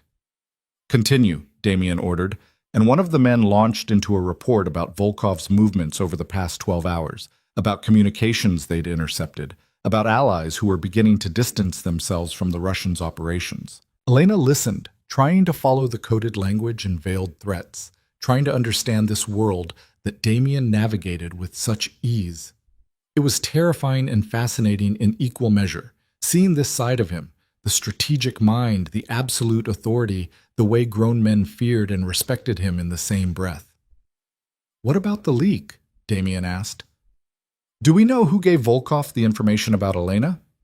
A tense silence fell. One of the men Elena didn't recognize cleared his throat. We've traced it back to someone inside your organization, sir. Someone close. Damien's expression went cold in a way that made Elena instinctively step back. Who? Your cousin, Michael. The name hit Damien like a physical blow. Elena saw him absorb it, saw the betrayal register across his face before he locked it down behind that professional mask. You're certain? We have phone records, money transfers. He's been feeding information to Volkov for the past 3 months, including details about Ms. Hart's address, her work schedule, her medical appointments. Elena felt sick. Someone had been watching her, tracking her movements, reporting back to people who wanted to use her as leverage. The violation of it made her want to shower and never stop. Where is Michael now? Damien's voice was deadly quiet. We have him contained, sir, waiting for your orders. I need to handle this personally. Damien turned to Marcus. Stay with Elena. Full security protocols. No one gets near this house without my explicit approval. He started toward the door, but Elena's voice stopped him. Damien, wait. What are you going to do? He turned back, and the look in his eyes was nothing like the tender man who'd held her last night. This was the crime boss, the dangerous predator, the man who'd built an empire on fear and blood. I'm going to make sure no one ever betrays me like this again. You're going to kill him, Elena's voice shook. Your own cousin. He put you and our daughter in danger. Damien's words were ice. He sold information that could have gotten you kidnapped, hurt, or worse. There's only one response to that. There are other ways. Elena moved between Damien and the door, knowing she was probably making a mistake but unable to stop herself. Legal ways. You could turn him over to the police, testify against him. This isn't your world, Elena. Damien's tone wasn't unkind, but it was final. And I won't apologize for doing what's necessary to protect my family. By becoming a murderer? The words hung in the air, brutal and honest. Damien's jaw clenched. I've done worse things for worse reasons. At least this time, I'm protecting the people I love." He left without another word, and Elena stood frozen in the living room, surrounded by men who looked at her with something like pity. She'd asked for honesty, for a window into Damien's real world. Now she had it, and the view was more terrifying than she'd imagined. Marcus approached carefully. "Ms. Hart, perhaps you should lie down. This has been stressful, and the baby—" "I'm fine." Elena cut him off, though her hands were shaking. I need some air. I can't let you go outside alone." "Then come with me." She was already moving toward the back door, desperate to escape the oppressive atmosphere of the house. "Just give me some space to breathe." They walked through the extensive gardens behind the house, Marcus maintaining a respectful distance while Elena tried to process everything. The property was beautiful, carefully maintained grounds that gave way to natural forest, a small pond reflecting the morning sky, stone pathways winding through beds of late-season flowers. Under any other circumstances, Elena would have found it peaceful. Now, she saw it for what it was, a gilded cage. Her phone buzzed, and she pulled it out to find a text from Damien. "I'm sorry you had to see that side of me, but I meant what I said. I will do anything to keep you both safe." Elena stared at the message, her thumb hovering over the keyboard. What could she say? That she understood? That she forgave him? That she was falling in love with him despite the violence and danger he represented? Instead, she typed, "Just come back safely. We need to talk." His response was immediate. "I will. I promise." The hours crawled by. Elena tried to read, tried to rest, tried to focus on anything except imagining what Damien was doing.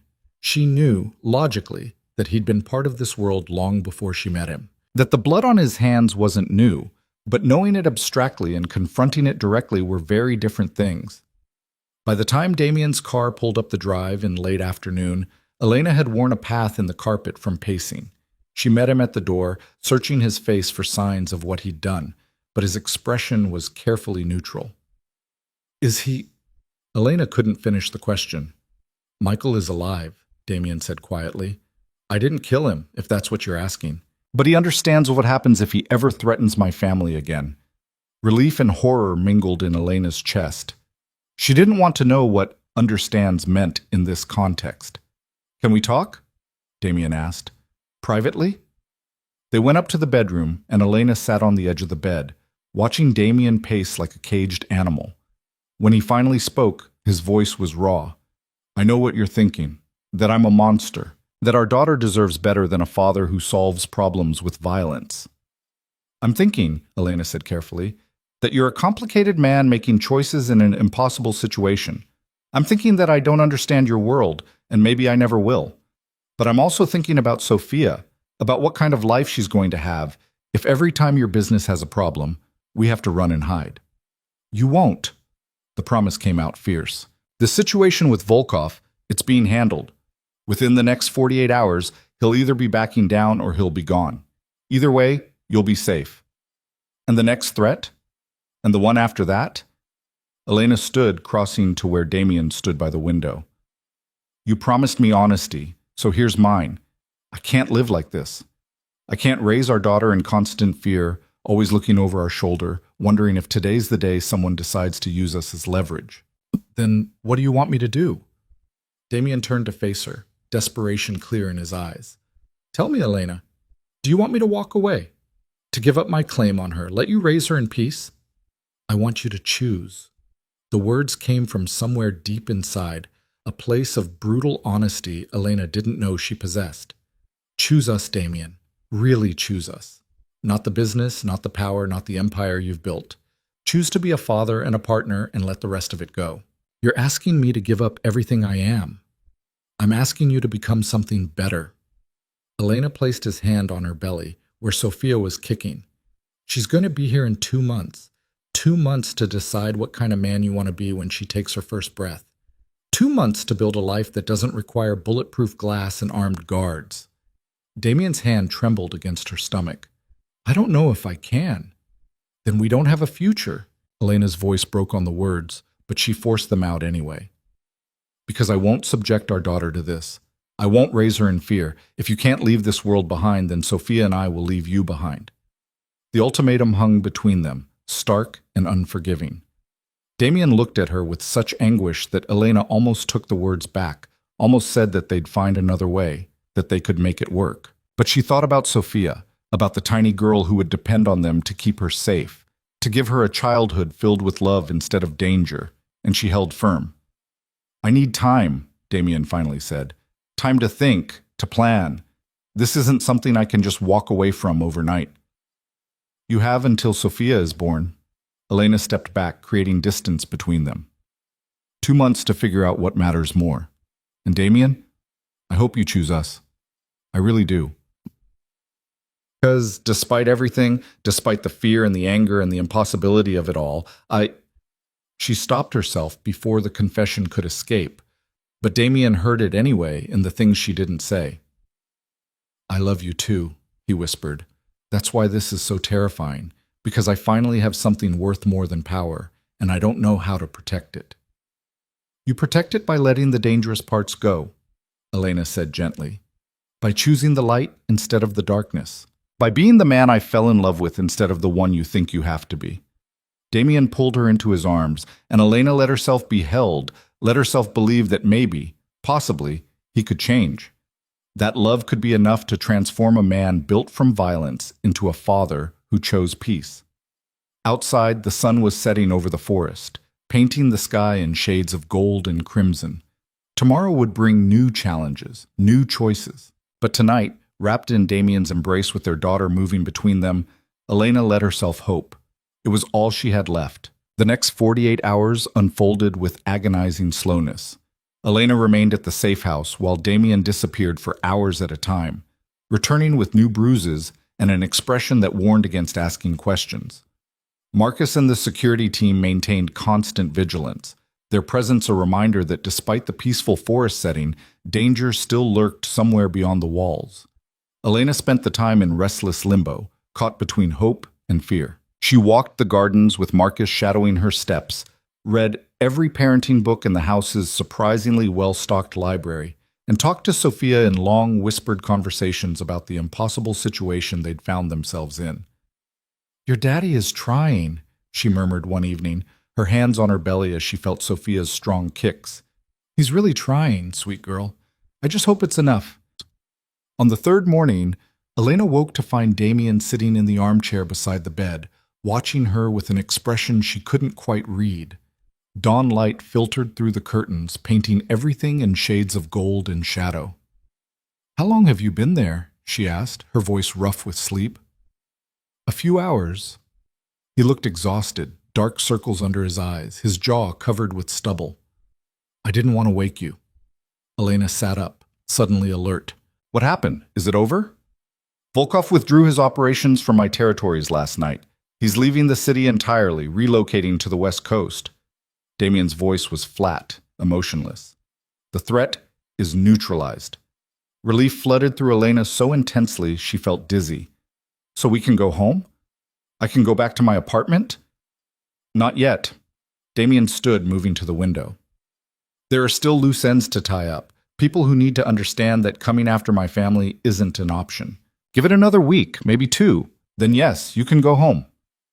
2 more weeks? Elena heard the frustration in her own voice. "Damien, I've already been here 3 days. I need to get back to work, to my life." "I know." He turned to face her, and the anguish in his eyes stopped her protest. "But I need to know you're safe, both of you. Please, Elena, just a little more time." She wanted to argue, wanted to demand her freedom back. But looking at him, this powerful man reduced to pleading, Elena found herself nodding. "1 more week. After that, I'm leaving whether you think it's safe or not." "Fair enough." Damien crossed the room and sat on the edge of the bed, close but not touching. "Can I ask you something?" "Of course." "Do you still mean it? The ultimatum you gave me?" His dark eyes searched hers. "About choosing between you and the business?" Elena's heart hammered against her ribs. "Yes, I meant every word." "Then I need to show you something." He pulled out his phone and handed it to her. On the screen was a legal document, dense with formal language. Elena scanned it, her nursing background making the medical and technical terms easier to parse than the legal ones. I don't understand, she said after a moment. What is this? It's a transfer of ownership, Damien explained. All of my legitimate businesses, the real estate holdings, the investment portfolios, the charitable foundations, are being consolidated under new management, clean management, with no ties to anything illegal. Elena looked up sharply. You're selling? I'm transitioning. Some operations I'm selling outright. Others I'm restructuring to remove myself from direct control. He ran a hand through his hair, and Elena noticed it was shaking slightly. The illegal operations, the ones that made Volkov and people like him see me as competition, I'm dissolving those entirely. You're walking away. Elena barely breathed the words, afraid that speaking them too loudly would make them untrue. I'm walking towards something better. Damien took the phone from her hands and set it aside, then captured both of her hands in his. I've spent the last 3 days meeting with lawyers, accountants, and business associates. I've called in favors, made deals, and burned bridges I spent years building, and I'm not done yet. But Elena, I want you to know, I'm choosing you. I'm choosing Sophia. I'm choosing the future instead of the past. Tears spilled down Elena's cheeks before she could stop them. Do you mean it? Really mean it? I've never meant anything more in my life. He lifted her hands to his lips, pressing kisses to her knuckles. It won't happen overnight. Unwinding an empire takes time, but I'm committed to this, to building a life where our daughter doesn't need armed guards and bulletproof glass. What will you do instead? Elena asked. You've spent your whole adult life in this world. What comes next? Honestly, I'm terrified to find out. Damien's laugh was shaky. But I'm also excited. I'm thinking about focusing on the legitimate real estate portfolio, maybe some consulting work. I've built businesses from nothing before. I can do it again, this time legally. Elena pulled one hand free and pressed it to his cheek, feeling the rough stubble beneath her palm. You're serious about this? I'm serious about you. He turned his face to kiss her palm. About being the father Sophia deserves. About becoming a man you can trust again. I'm starting to trust you, Elena admitted. Slowly. But Damien, you have to understand, trust isn't rebuilt with grand gestures. It's rebuilt with consistency, with showing up every day and doing the work. Then I'll show up every day. His voice was fierce with promise. For as many days as it takes. They sat together in the quiet morning light, Elena's hands in Damien's, Sophia kicking between them. For the first time since that terrible night when he'd torn up the ultrasound, Elena allowed herself to believe that maybe, possibly, they could survive this. The week that followed brought a different kind of tension. Not the sharp fear of immediate danger, but the slow burn of transformation. Damien spent his days managing the dissolution of his empire, taking calls in the study downstairs while Elena tried to maintain some semblance of normalcy in the upstairs bedroom. He kept her informed this time, showing her the contracts he was signing, explaining the deals he was making. Elena didn't understand all of it.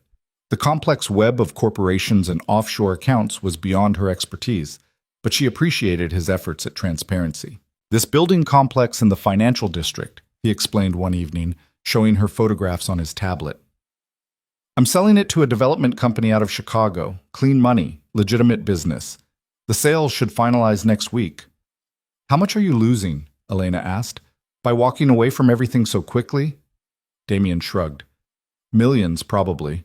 But Elena, what's money compared to being able to hold my daughter without worrying that my past will destroy her future? She studied his face, looking for signs of regret or resentment, but found only determination. This was really happening. Damien Vale was dismantling the criminal empire he'd spent years building, and he was doing it for them. The realization should have made her feel relieved, grateful. Instead, Elena felt the weight of responsibility settling over her shoulders. What if he regretted this choice later? What if he looked at Sophia someday and saw not his beloved daughter, but the reason he'd given up everything? Stop, Damien said, and Elena realized he was watching her face.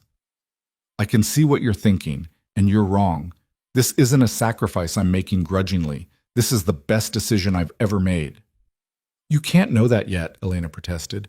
You might feel differently in a year or 5 years, or I won't. He moved closer, taking her face gently in his hands. Elena, I've spent my entire adult life building power and wealth and influence. And you know what I learned? None of it matters. None of it fills the emptiness or makes you feel less alone. But you...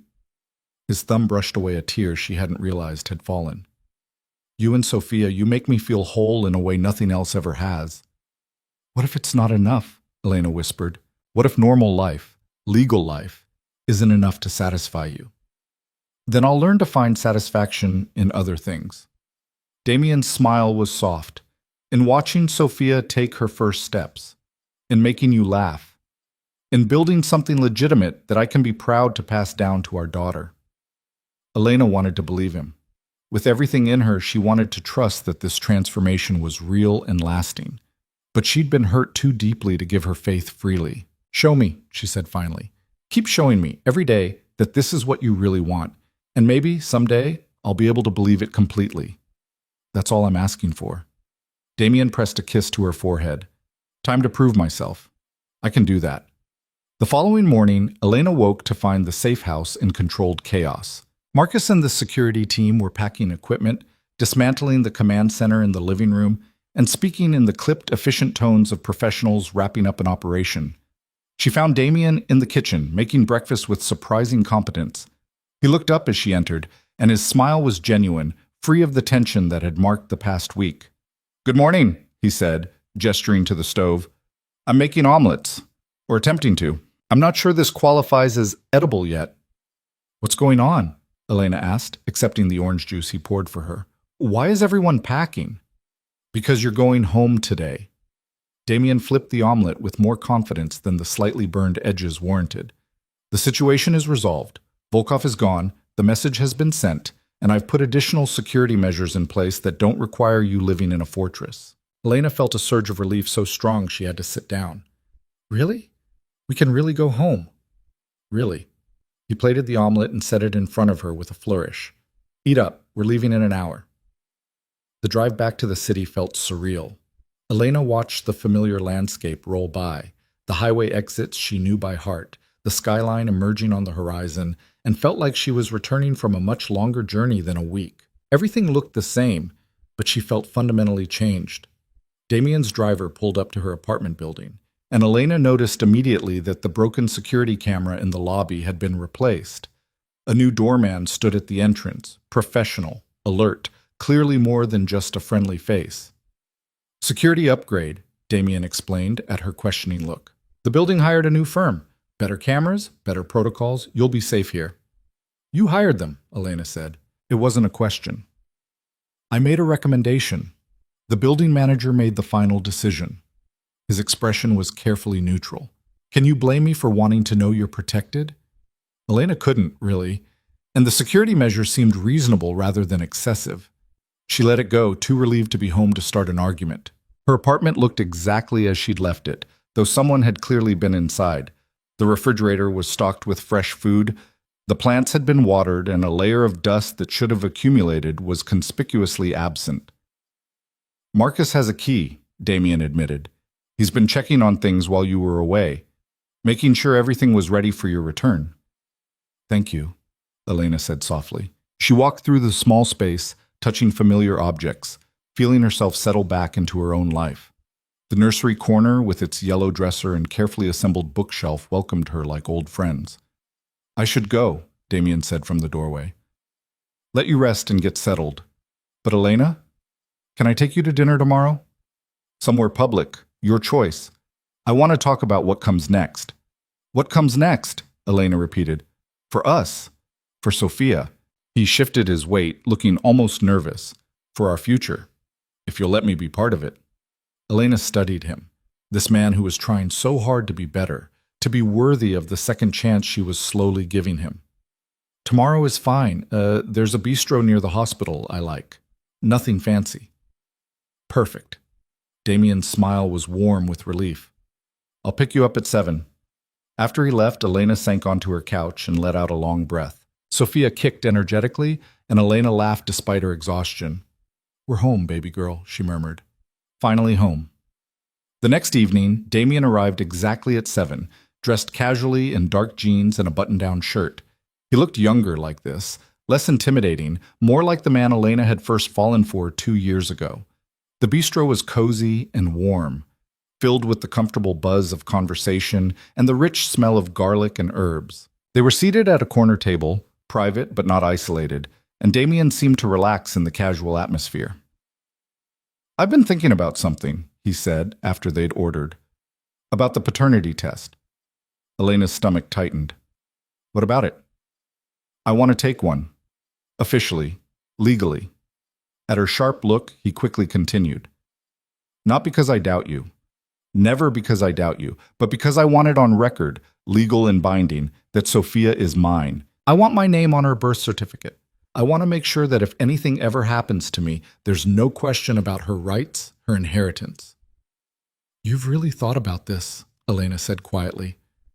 "I've thought about everything." Damien leaned forward, his dark eyes intense. "I want to do this right, Elena. Legal paternity, child support arrangements that are fair and documented, a custody agreement that protects Sophia's interests. I know we're not together, but I want to be a real father to her, on paper and in practice." "We should wait," Elena heard herself say, "until after she's born. To do the paternity test, I mean." Damien's expression shuddered slightly. "Of course, whatever you're comfortable with." "It's not about comfort." Elena reached across the table and took his hand. "It's about not putting any extra stress on the pregnancy. The test is safe, but why take unnecessary risks when we can wait a few more weeks and know for certain?" Understanding dawned in his eyes. "You're protecting her." "I'm protecting both of you," Elena corrected. "Because Damien, despite everything we've been through, despite all the mistakes and the pain, I do believe Sophia is yours. I've always known it. And I think deep down, you've known it too." "I have." His voice was rough with emotion. "From the moment I saw her on that ultrasound, even before that, I knew. But I was too scared to admit it." Their food arrived, providing a natural pause in the conversation. As they ate, Damien told Elena about the progress he was making in legitimizing his businesses, about meetings with lawyers and accountants, about the clean slate he was building. "It's terrifying," he admitted. "Starting over at my age, trying to build something legitimate after years of operating in the shadows. But it's also exciting. For the first time in my life, I'm building something I'll be proud to tell my daughter about." "She'll be proud of you," Elena said. "Not for what you were, but for who you chose to become." After dinner, they walked slowly back toward Elena's apartment, the autumn air crisp and cool. Damien kept a respectful distance, not trying to take her hand or pull her close, respecting the boundaries she'd established. "Can I ask you something personal?" Elena said as they neared her building. "Anything." "That night, 3 months ago, when everything was different between us, when you were—" She paused, searching for the right words. "You were vulnerable in a way I'd never seen before. What changed that night?" Damien was quiet for a long moment, and Elena thought he might not answer. Then he spoke, his voice low and rough. "It was the anniversary of my parents' death. They died in a car accident when I was 22, and every year on that date I fall apart a little. Usually I drink alone, but that year I wanted—" He paused. "I needed to be with someone who made me feel less alone. Someone who made me feel human instead of like the monster I'd become." "So you came to me," Elena finished softly. "I came to you, and you held me, asked no questions, just let me be broken for a night." Damien's eyes were bright with unshed tears. "That's the night Sophia was conceived. The night I was honest enough to admit I needed you, even if I wasn't brave enough to say it out loud." Elena's throat tightened. She'd known that night was different, had felt the shift in their relationship, but hearing him explain it made everything crystallize into sharp focus. "I should have told you then," Damien continued, "should have been honest about my feelings. But I was a coward, and it cost us 3 months of happiness we could have had." They'd reached her building. Elena turned to face him, studying the man who'd hurt her so deeply and was now trying so hard to make amends. "Come upstairs," she said. Damien's eyes widened. "Elena, just to talk," she clarified quickly. We're not, but I think we should talk, really talk, about everything." He followed her up to the apartment, and they settled on the couch with careful distance between them. Sophia immediately began kicking, and Damien's eyes went to Elena's belly with undisguised longing. "You can feel her," Elena offered. "If you want." Damien's hand was on her belly before she finished speaking, his face lighting up as Sophia kicked against his palm. "She's so active tonight." She likes when you're around, Elena admitted. She always moves more when you're here. They sat in comfortable silence for a while, Damien's hand on Elena's belly, their daughter moving between them. Finally, Elena spoke. I need you to understand something. What we had before, the secret relationship, the stolen moments, that can't be what we go back to. If we're going to do this, if we're going to try to be a family, it has to be different. I know, Damien said, and I want it to be different. I want to take you on real dates, introduce you to people as the mother of my child, be seen in public together. No more hiding. It's not just about being public. Elena turned to face him more fully. It's about partnership, equal partnership. You can't just make decisions about our lives and expect me to go along with them. You can't throw money at problems without consulting me first. I can't be the controlling bastard I've been trained to be, Damien finished. I know. And Elena, I'm going to mess this up sometimes. I'm going to fall back on old habits, try to control situations instead of trusting you. But I need you to call me on it when I do. I need you to hold me accountable. I can do that, Elena said. But Damien, you need to understand, I'm not looking for a protector or a provider. I'm looking for a partner, someone who sees me as an equal, who values my opinions and my choices. You're the strongest person I've ever met, Damien said quietly.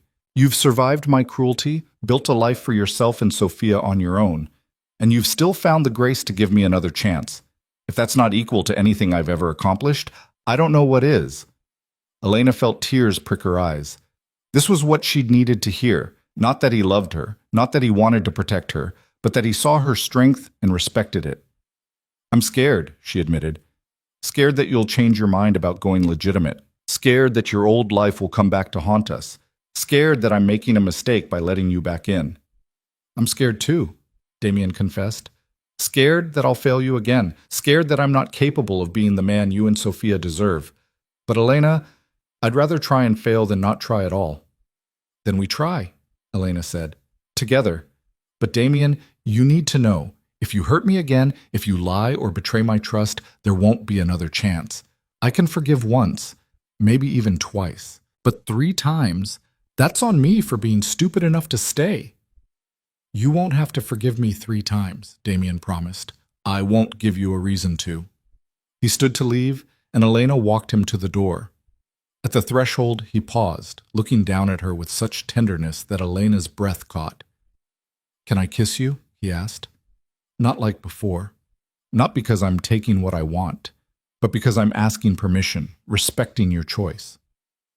Elena's heart hammered. She should say no, should maintain the distance, should protect herself from falling too far too fast. Instead, she found herself nodding. Damien cupped her face gently in his hands and lowered his lips to hers. The kiss was soft, reverent, nothing like the passionate encounters of their past. It was a promise, a question, a beginning rather than a continuation of what they'd had before. When he pulled back, Elena's eyes were wet with tears. I love you, Damien whispered against her forehead. I know I've said it before, but Elena, I need you to hear it again. I love you. Not because you're carrying my child, but because you're you. Because you make me want to be better. Because when I imagine the rest of my life, you're in every single moment. Elena started, then stopped. The words were there, pressing against her lips, but she wasn't quite ready to say them. Ask me again in a few weeks, after Sophia's born, after the paternity test, after you've had more time to prove this is real. I'll ask you every day if that's what it takes, Damien promised. He pressed one more kiss to her forehead, then stepped back. Get some rest. I'll call you tomorrow. After he left, Elena stood with her hand on her belly, feeling Sophia's strong kicks, thinking about the impossible man who was trying to become possible for them. Your daddy loves us, she told Sophia. I think he really, truly loves us. And maybe, just maybe, that's going to be enough. The following weeks brought a new rhythm to Elena's life. Damien called every morning before she left for work, texted throughout the day, and came over most evenings to help with whatever needed doing. He painted the nursery a soft cream color to complement the yellow dresser, assembled a changing table, hung curtains, and read parenting books with the same intense focus he'd once brought to criminal operations. They went on real dates, To movies and museums, and once to a cooking class where Damien proved surprisingly adept at making pasta from scratch. He introduced Elena to his legitimate business associates as his partner, the mother of his child, speaking of her with such obvious pride that Elena felt herself blushing. But the real test came 3 weeks before Elena's due date, when she got a call at 2 in the morning. Damien's voice was strained, urgent. "I need you to do something for me, and I need you to trust me completely." Elena sat up, instantly alert, fear spiking through her chest. "What's wrong?" "There's a witness in a federal case against some of my former associates. They're trying to use my old connections to force me to give up information about the witness's location." Damien's words came fast, clipped. "I don't have that information, but they don't believe me. They're threatening to come after you if I don't cooperate." "What do we do?" Elena's hand went to her belly protectively. "Nothing." Damien's voice was firm. "We do nothing. I've already contacted the FBI. I'm giving them everything I know about my former operations, cooperating fully with their investigation. By morning, the people threatening you will be in federal custody." Elena processed this. "You're turning evidence against your own people." "Against criminals who threatened my family," Damien corrected. "And Elena, this is important. This might mean I have to testify, publicly. It will expose everything about my past, everything I've done. Are you prepared for that?" "Are you?" Elena countered. "I am, if it means keeping you and Sophia safe." There was no hesitation in his voice. "I told you I was walking away from that life. This is part of it, facing the consequences, making things right where I can." "Then do what you need to do," Elena said. "We'll handle whatever comes." "I love you," Damien said, and this time Elena didn't hesitate. "I love you too. Come home safe." By morning, the news was reporting federal raids across the city, dozens of arrests in what was being called one of the largest organized crime operations in years. Damien's name appeared in several articles, listed as a cooperating witness who had provided crucial information. Elena watched the coverage with her heart in her throat, understanding fully now what Damien had given up for them. Not just his empire, but his reputation, his connections, his safety. He'd burned every bridge to keep them protected. When he showed up at her apartment that evening, exhausted but whole, Elena pulled him into her arms and held on tight. "It's done," he said into her hair. "Really done. The old life, the criminal operations, all of it. I'm free." "We're free," Elena corrected and kissed him like she meant it. That night, for the first time since he'd destroyed her trust, Elena let Damien stay. Not out of fear or necessity, but because she wanted him there, wanted to fall asleep in his arms and wake up beside him. They lay together in her bed, his hand on her belly, Sophia kicking enthusiastically between them. "She approves," Damien murmured with a smile. "She has good taste," Elena teased.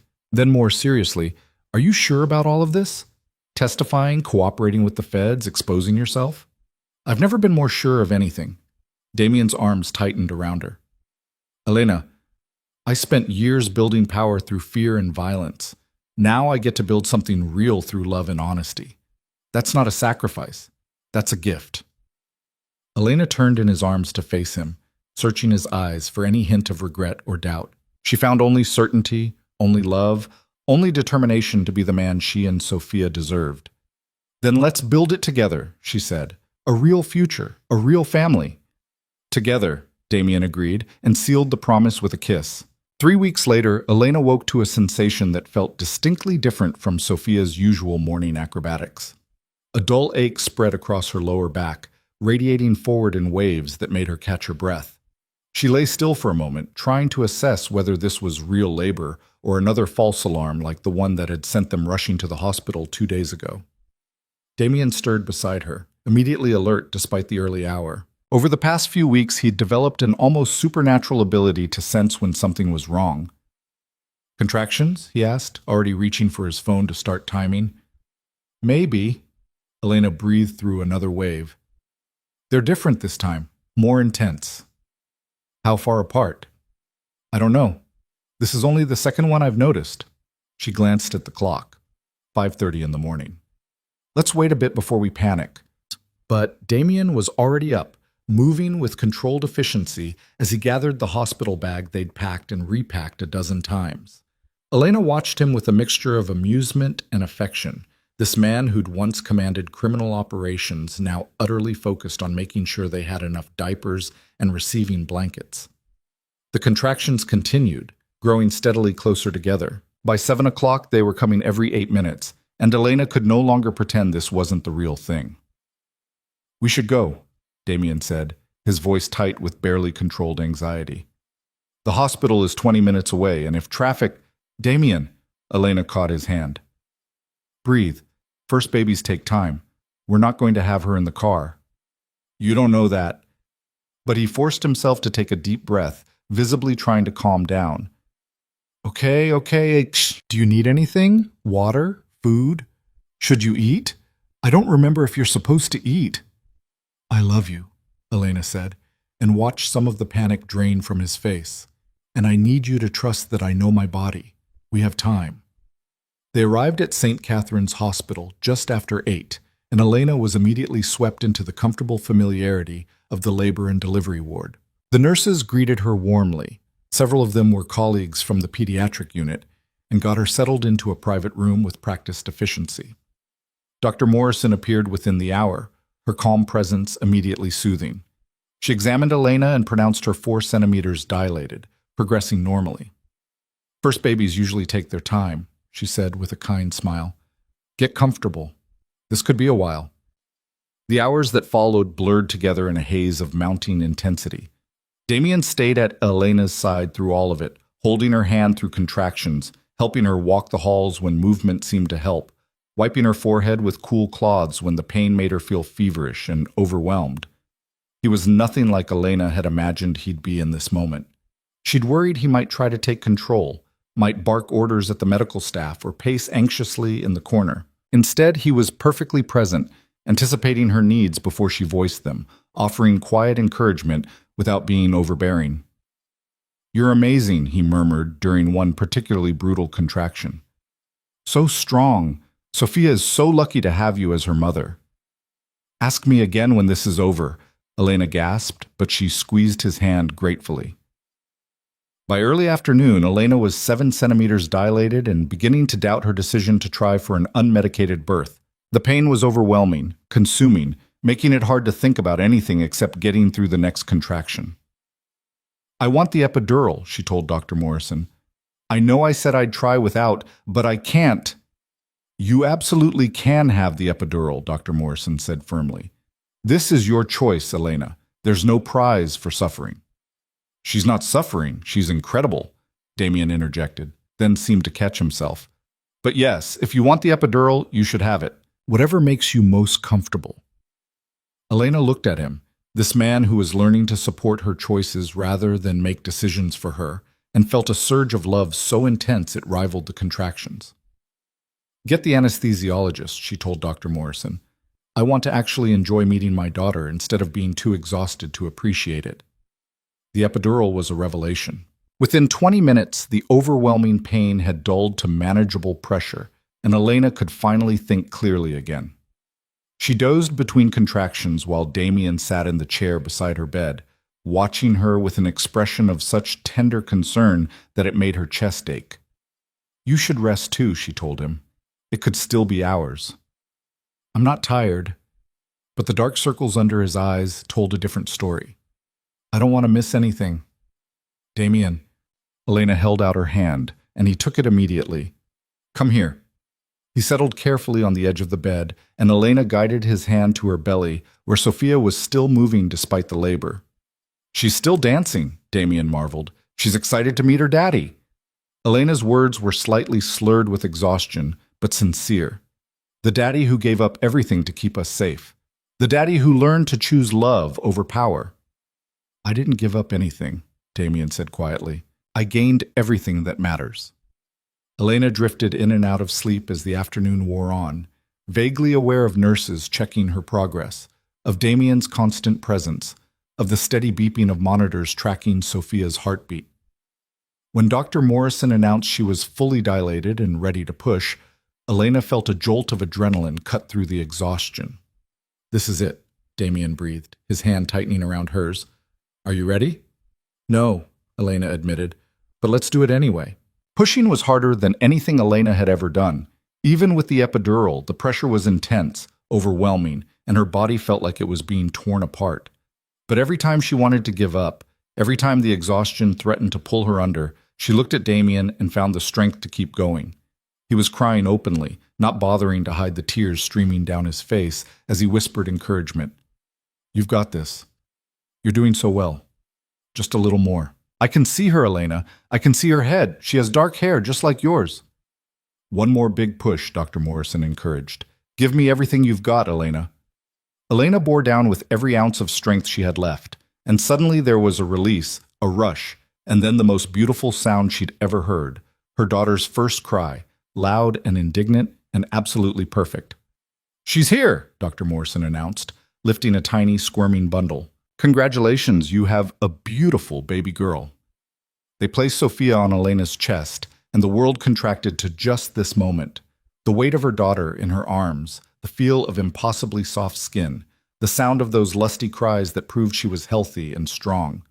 Sophia was perfect, with a cap of dark hair and eyes that would probably turn brown like Damien's, tiny fingers that immediately wrapped around Elena's thumb with surprising strength. "Hi, baby girl," Elena whispered through her tears. "Hi, Sophia.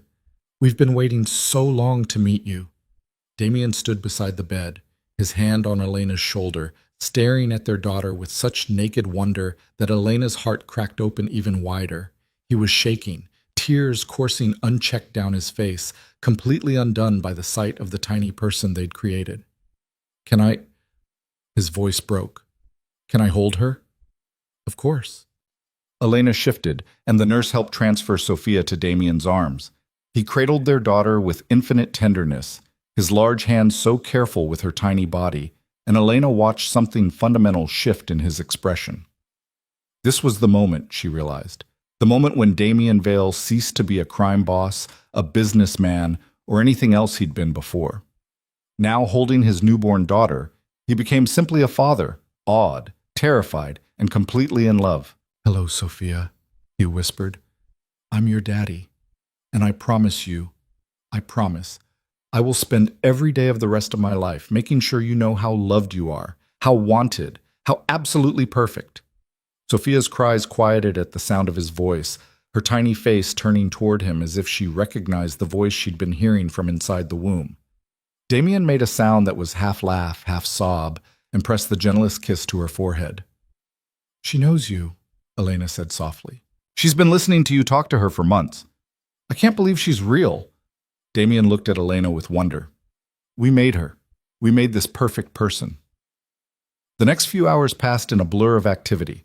The nurses cleaning Sophia, weighing her, completing all the necessary medical checks.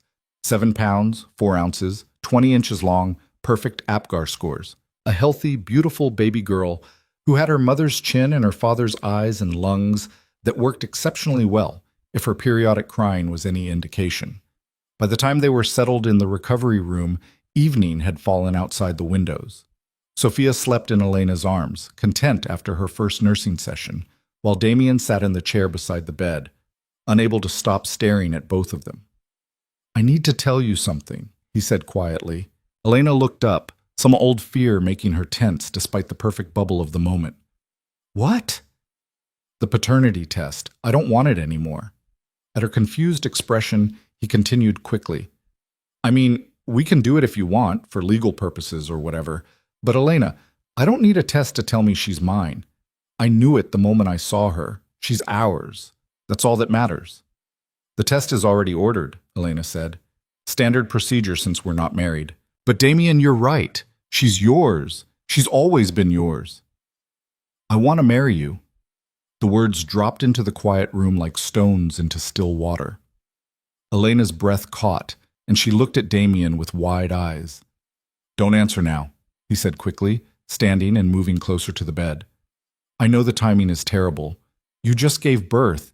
You're exhausted. This isn't romantic. But Elena, holding our daughter, seeing you bring her into this world, I've never been more certain of anything.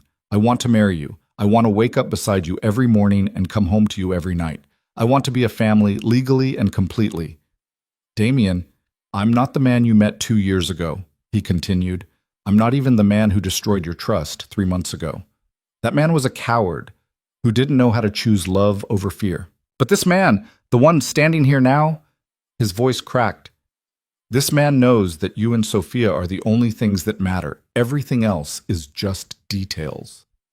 Elena looked down at Sophia sleeping peacefully in her arms, then back at Damien.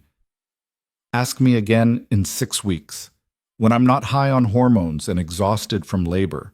Ask me when life is normal and messy, and we've had our first fight about whose turn it is to change diapers at 3 in the morning. I'll change all the diapers, Damien said immediately. Ask me in 6 weeks, Elena repeated, but she was smiling. And Damien, the answer is probably going to be yes. His face transformed, joy and relief and love combining into an expression Elena knew she'd remember for the rest of her life. He bent down and kissed her gently, carefully, mindful of Sophia between them. 6 weeks, he agreed. I can wait 6 weeks. The following days in the hospital passed in a haze of feeding schedules, diaper changes, and the overwhelming reality of being responsible for a tiny human. Damien rarely left except to shower and change clothes, learning to swaddle and burp and soothe with the same focused intensity he brought to everything. The paternity test was performed on their second day, a simple cheek swab that would take a few days to process. But as Damien had said, neither of them really needed it. Sophia was undeniably his, from her dark eyes to the way she calmed immediately when he held her. On their third day, Dr. Morrison came in with the discharge papers and a warm smile.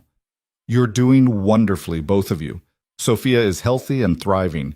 Any questions before I send you home? Just one, Damien said. How soon before we can have another baby? Elena threw a pillow at him, and Dr. Morrison laughed. Let's get through the next 6 weeks before we worry about that. Bringing Sophia home was both terrifying and perfect. Elena's apartment, which had seemed adequate when it was just her, now felt impossibly small with a bassinet and changing table and all the paraphernalia that came with a newborn. But it was home, filled with love and hope and the sound of Sophia's sweet cries. Damien stayed the first week, sleeping on the couch so Elena could have the bed, but available immediately whenever Sophia needed something. He changed diapers at 2 in the morning without complaint, walked Sophia around the apartment when she was fussy, and made sure Elena ate and rested even when she insisted she was fine. You're going to spoil me, Elena told him one night, watching him rock Sophia back to sleep after a feeding. That's the plan. He looked up from their daughter, and the tenderness in his eyes made Elena's chest tight. Take care of both my girls until they know, without question, that they're the center of my world. The paternity test results arrived 5 days after they brought Sophia home. Elena opened the envelope with shaking hands, even though she already knew what it would say. Probability of paternity, 99.9999%. Damien Vale was Sophia's biological father. We should celebrate, Damien said when she showed him the results. Make it official. Let me take you both out to dinner. Sophia's 5 days old, Elena laughed. I don't think she's ready for restaurants yet. Then I'll bring dinner here. He was already pulling out his phone. Something special. And Elena, I'm putting my name on her birth certificate, making it legal and permanent. Good. Elena handed him Sophia, watching his face light up as he cradled their daughter. She deserves to have you as her father, officially and forever. The weeks that followed established a rhythm that felt both chaotic and natural. Elena was on maternity leave, which gave her time to heal and bond with Sophia, while Damien divided his time between his legitimate business operations and helping with the baby. He'd insisted on hiring a night nurse twice a week so Elena could sleep, and though she'd initially resisted, she'd quickly learned to appreciate the luxury of uninterrupted rest. Sophia was an easy baby, all things considered. She ate well, slept in reasonable stretches, and had a disposition that was more curious than fussy. Elena caught Damien just staring at her sometimes, watching their daughter with such profound love that it made Elena's eyes sting with happy tears. 6 weeks arrived faster than Elena expected, and slower than Damien probably wanted. She'd recovered well from the birth, her body settling into a new normal, and Sophia had gained weight beautifully and was already tracking faces with those alert dark eyes. On the morning of Sophia's 6-week birthday, Elena woke to find Damien in the kitchen making breakfast with Sophia strapped to his chest in a baby carrier. The sight was so domestic, so far removed from the dangerous man she'd first known that Elena had to pause in the doorway just to take it in. "Good morning," Damien said, noticing her. "I made pancakes. And before you ask, yes, I checked 3 times that Sophia was secure in this thing." "You're a natural." Elena crossed the room to kiss first Sophia's downy head, then Damien's lips. "Though I'm not sure pancakes are an appropriate breakfast for a 6-week-old. These are for you." He plated the pancakes with a flourish. Sophia already ate and burped and had a diaper change. "We've been very productive this morning." They ate together, Sophia dozing contentedly against Damien's chest, the morning sun streaming through the windows. It was perfectly ordinary and absolutely extraordinary, this life they'd built together. After breakfast, Damien insisted on doing the dishes while Elena took a shower, a small luxury she still appreciated after weeks of abbreviated hygiene routines. When she emerged, wrapped in a robe with her hair still damp, she found Damien in the living room with Sophia on a blanket surrounded by scattered papers. "What's all this?" Elena asked, settling beside them. "Business plans for the real estate development company I'm launching. Completely legitimate, fully transparent." He gestured to the documents. "I wanted to show you before I move forward. Make sure you're comfortable with everything." Elena scanned the papers, impressed by the thoroughness. "This looks solid. And you're really doing this? Building something from the ground up legally?" "I am." Damien reached for her hand. "And Elena, I want your name on the paperwork too, as a partner. Equal stake, equal say in all decisions." "Damien, I don't know anything about real estate development." "But you know about people, about integrity, about doing the right thing." His thumb traced circles on her palm. "I need that perspective. I need you to keep me honest, keep me focused on building something we can both be proud of." "Then, yes." Elena squeezed his hand. "I'll be your partner in business and in life." Damien's eyes lit up. "Does that mean—" "It's been 6 weeks," Elena said softly, "and you haven't given me any reason to say no. So yes, Damien, if you still want to ask—" He was off the couch before she finished speaking, moving with more speed than grace as he fumbled in his pocket. The ring box was simple, elegant, and when he opened it to reveal a stunning diamond set in platinum, Elena's breath caught. "Elena Hart." Damien knelt beside the blanket where Sophia was waving her tiny fists. "You are the strongest, kindest, most incredible woman I've ever known.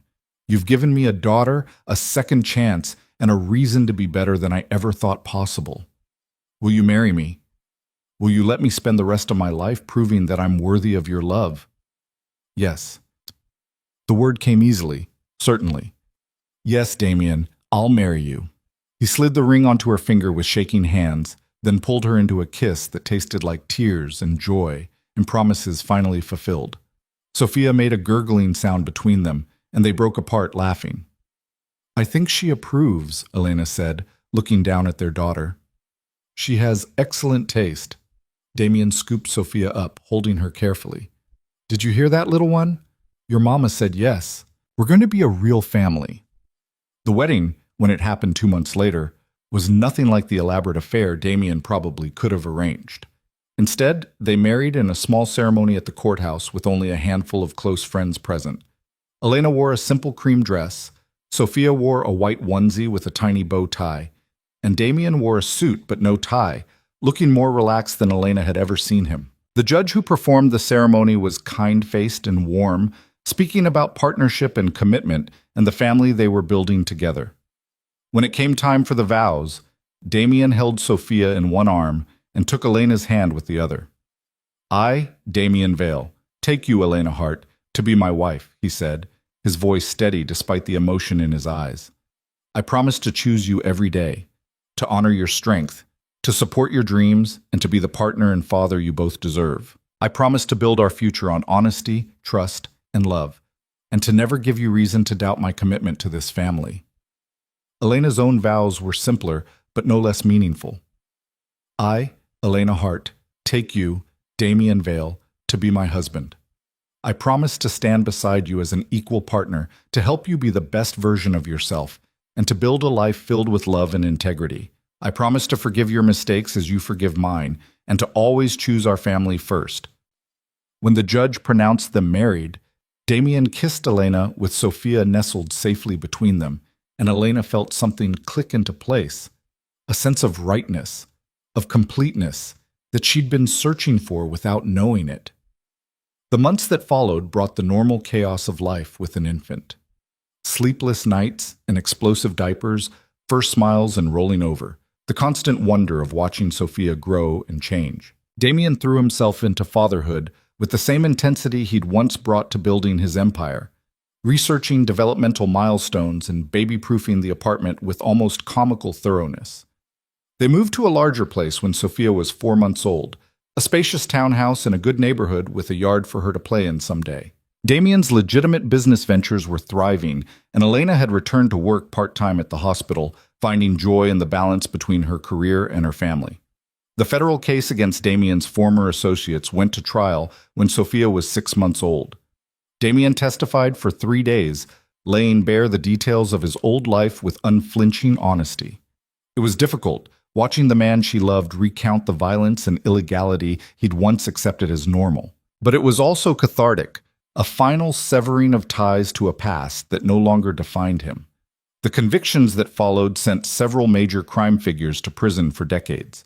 Damien received immunity for his cooperation, and while some in his old world saw it as betrayal, Elena saw it as courage, the courage to face consequences, to choose justice over loyalty to a corrupt system. They were sitting in their living room on the evening after the trial concluded, Sophia playing on a blanket between them, when Damien finally spoke about it. "Do you regret it?" he asked. "Being with someone who has my history, who had to testify about all those terrible things." Elena looked at him. This man who'd destroyed her trust and rebuilt it brick by brick, who'd chosen love over power, who was currently making ridiculous faces to make their daughter giggle. "I regret the time we lost," she said honestly. "The 3 months when we could have been building this life together instead of being apart. But do I regret being with you now? Never. Because the man you were isn't the man you are. And the man you are is exactly who I want raising our daughter." "I want to have another baby," Damien said it suddenly, looking almost embarrassed. "I know Sophia's only 6 months old, and we should probably wait. But I keep thinking about giving her a sibling, about doing this whole thing again, the right way from the beginning." "The right way?" Elena repeated, amused. "Without the betrayal and the safe houses and the federal investigations." He grinned. "Just a normal pregnancy where I get to be excited from day one instead of terrified and defensive." "Ask me again when Sophia sleeps through the night," Elena teased, but she was smiling. "And Damien? I want that too. Another baby. A house full of children who never have to worry about their father's past because he chose a different future." Sophia chose that moment to let out a delighted shriek, rolling onto her stomach and pushing up on her arms. Damien swooped in immediately, praising her newfound skill with an enthusiasm that made Elena laugh. This was their life now. Simple moments filled with profound love, ordinary days that felt extraordinary because they'd fought so hard to have them. And as Elena watched her husband play with their daughter, she knew that every struggle, every moment of pain and fear and doubt, had been worth it to arrive at this moment of perfect, impossible joy. The future stretched before them, uncertain but bright. There would be challenges, certainly. The normal difficulties of marriage and parenting, the occasional shadow from Damien's past, the everyday struggles that came with building a life together. But they would face it all as partners, as equals, as a family built on the foundation of second chances and love that had survived everything thrown against it. Sophia grabbed Damien's finger and pulled it to her mouth, gumming it with her 2 tiny teeth. He looked at Elena with such pure happiness that her chest ached with the beauty of it. "We did good," he said softly. "Didn't we?" "We did perfect," Elena corrected, reaching out to take his free hand. "We did exactly what we were meant to do." And in that moment, with their daughter between them and their whole future ahead, Elena knew it was true. They'd taken the broken pieces of their story, the betrayal and the fear, the anger and the pain, and transformed them into something whole and beautiful and worth every tear shed along the way. This was their happy ending. But more than that, it was their beginning, the start of a life built on truth, redemption, and the kind of love that chose to show up every single day, no matter how difficult the journey had been to get there. Damien leaned over Sophia to kiss Elena, soft and sweet and full of promise. I love you, he whispered. Thank you for giving me this, for giving me us. I love you too, Elena said, and meant it with every fiber of her being, now and always. Sophia babbled happily between them, reaching for both her parents with chubby hands, and the sound of her laughter filled the room like music, the perfect soundtrack to their imperfect, beautiful, hard-won life together.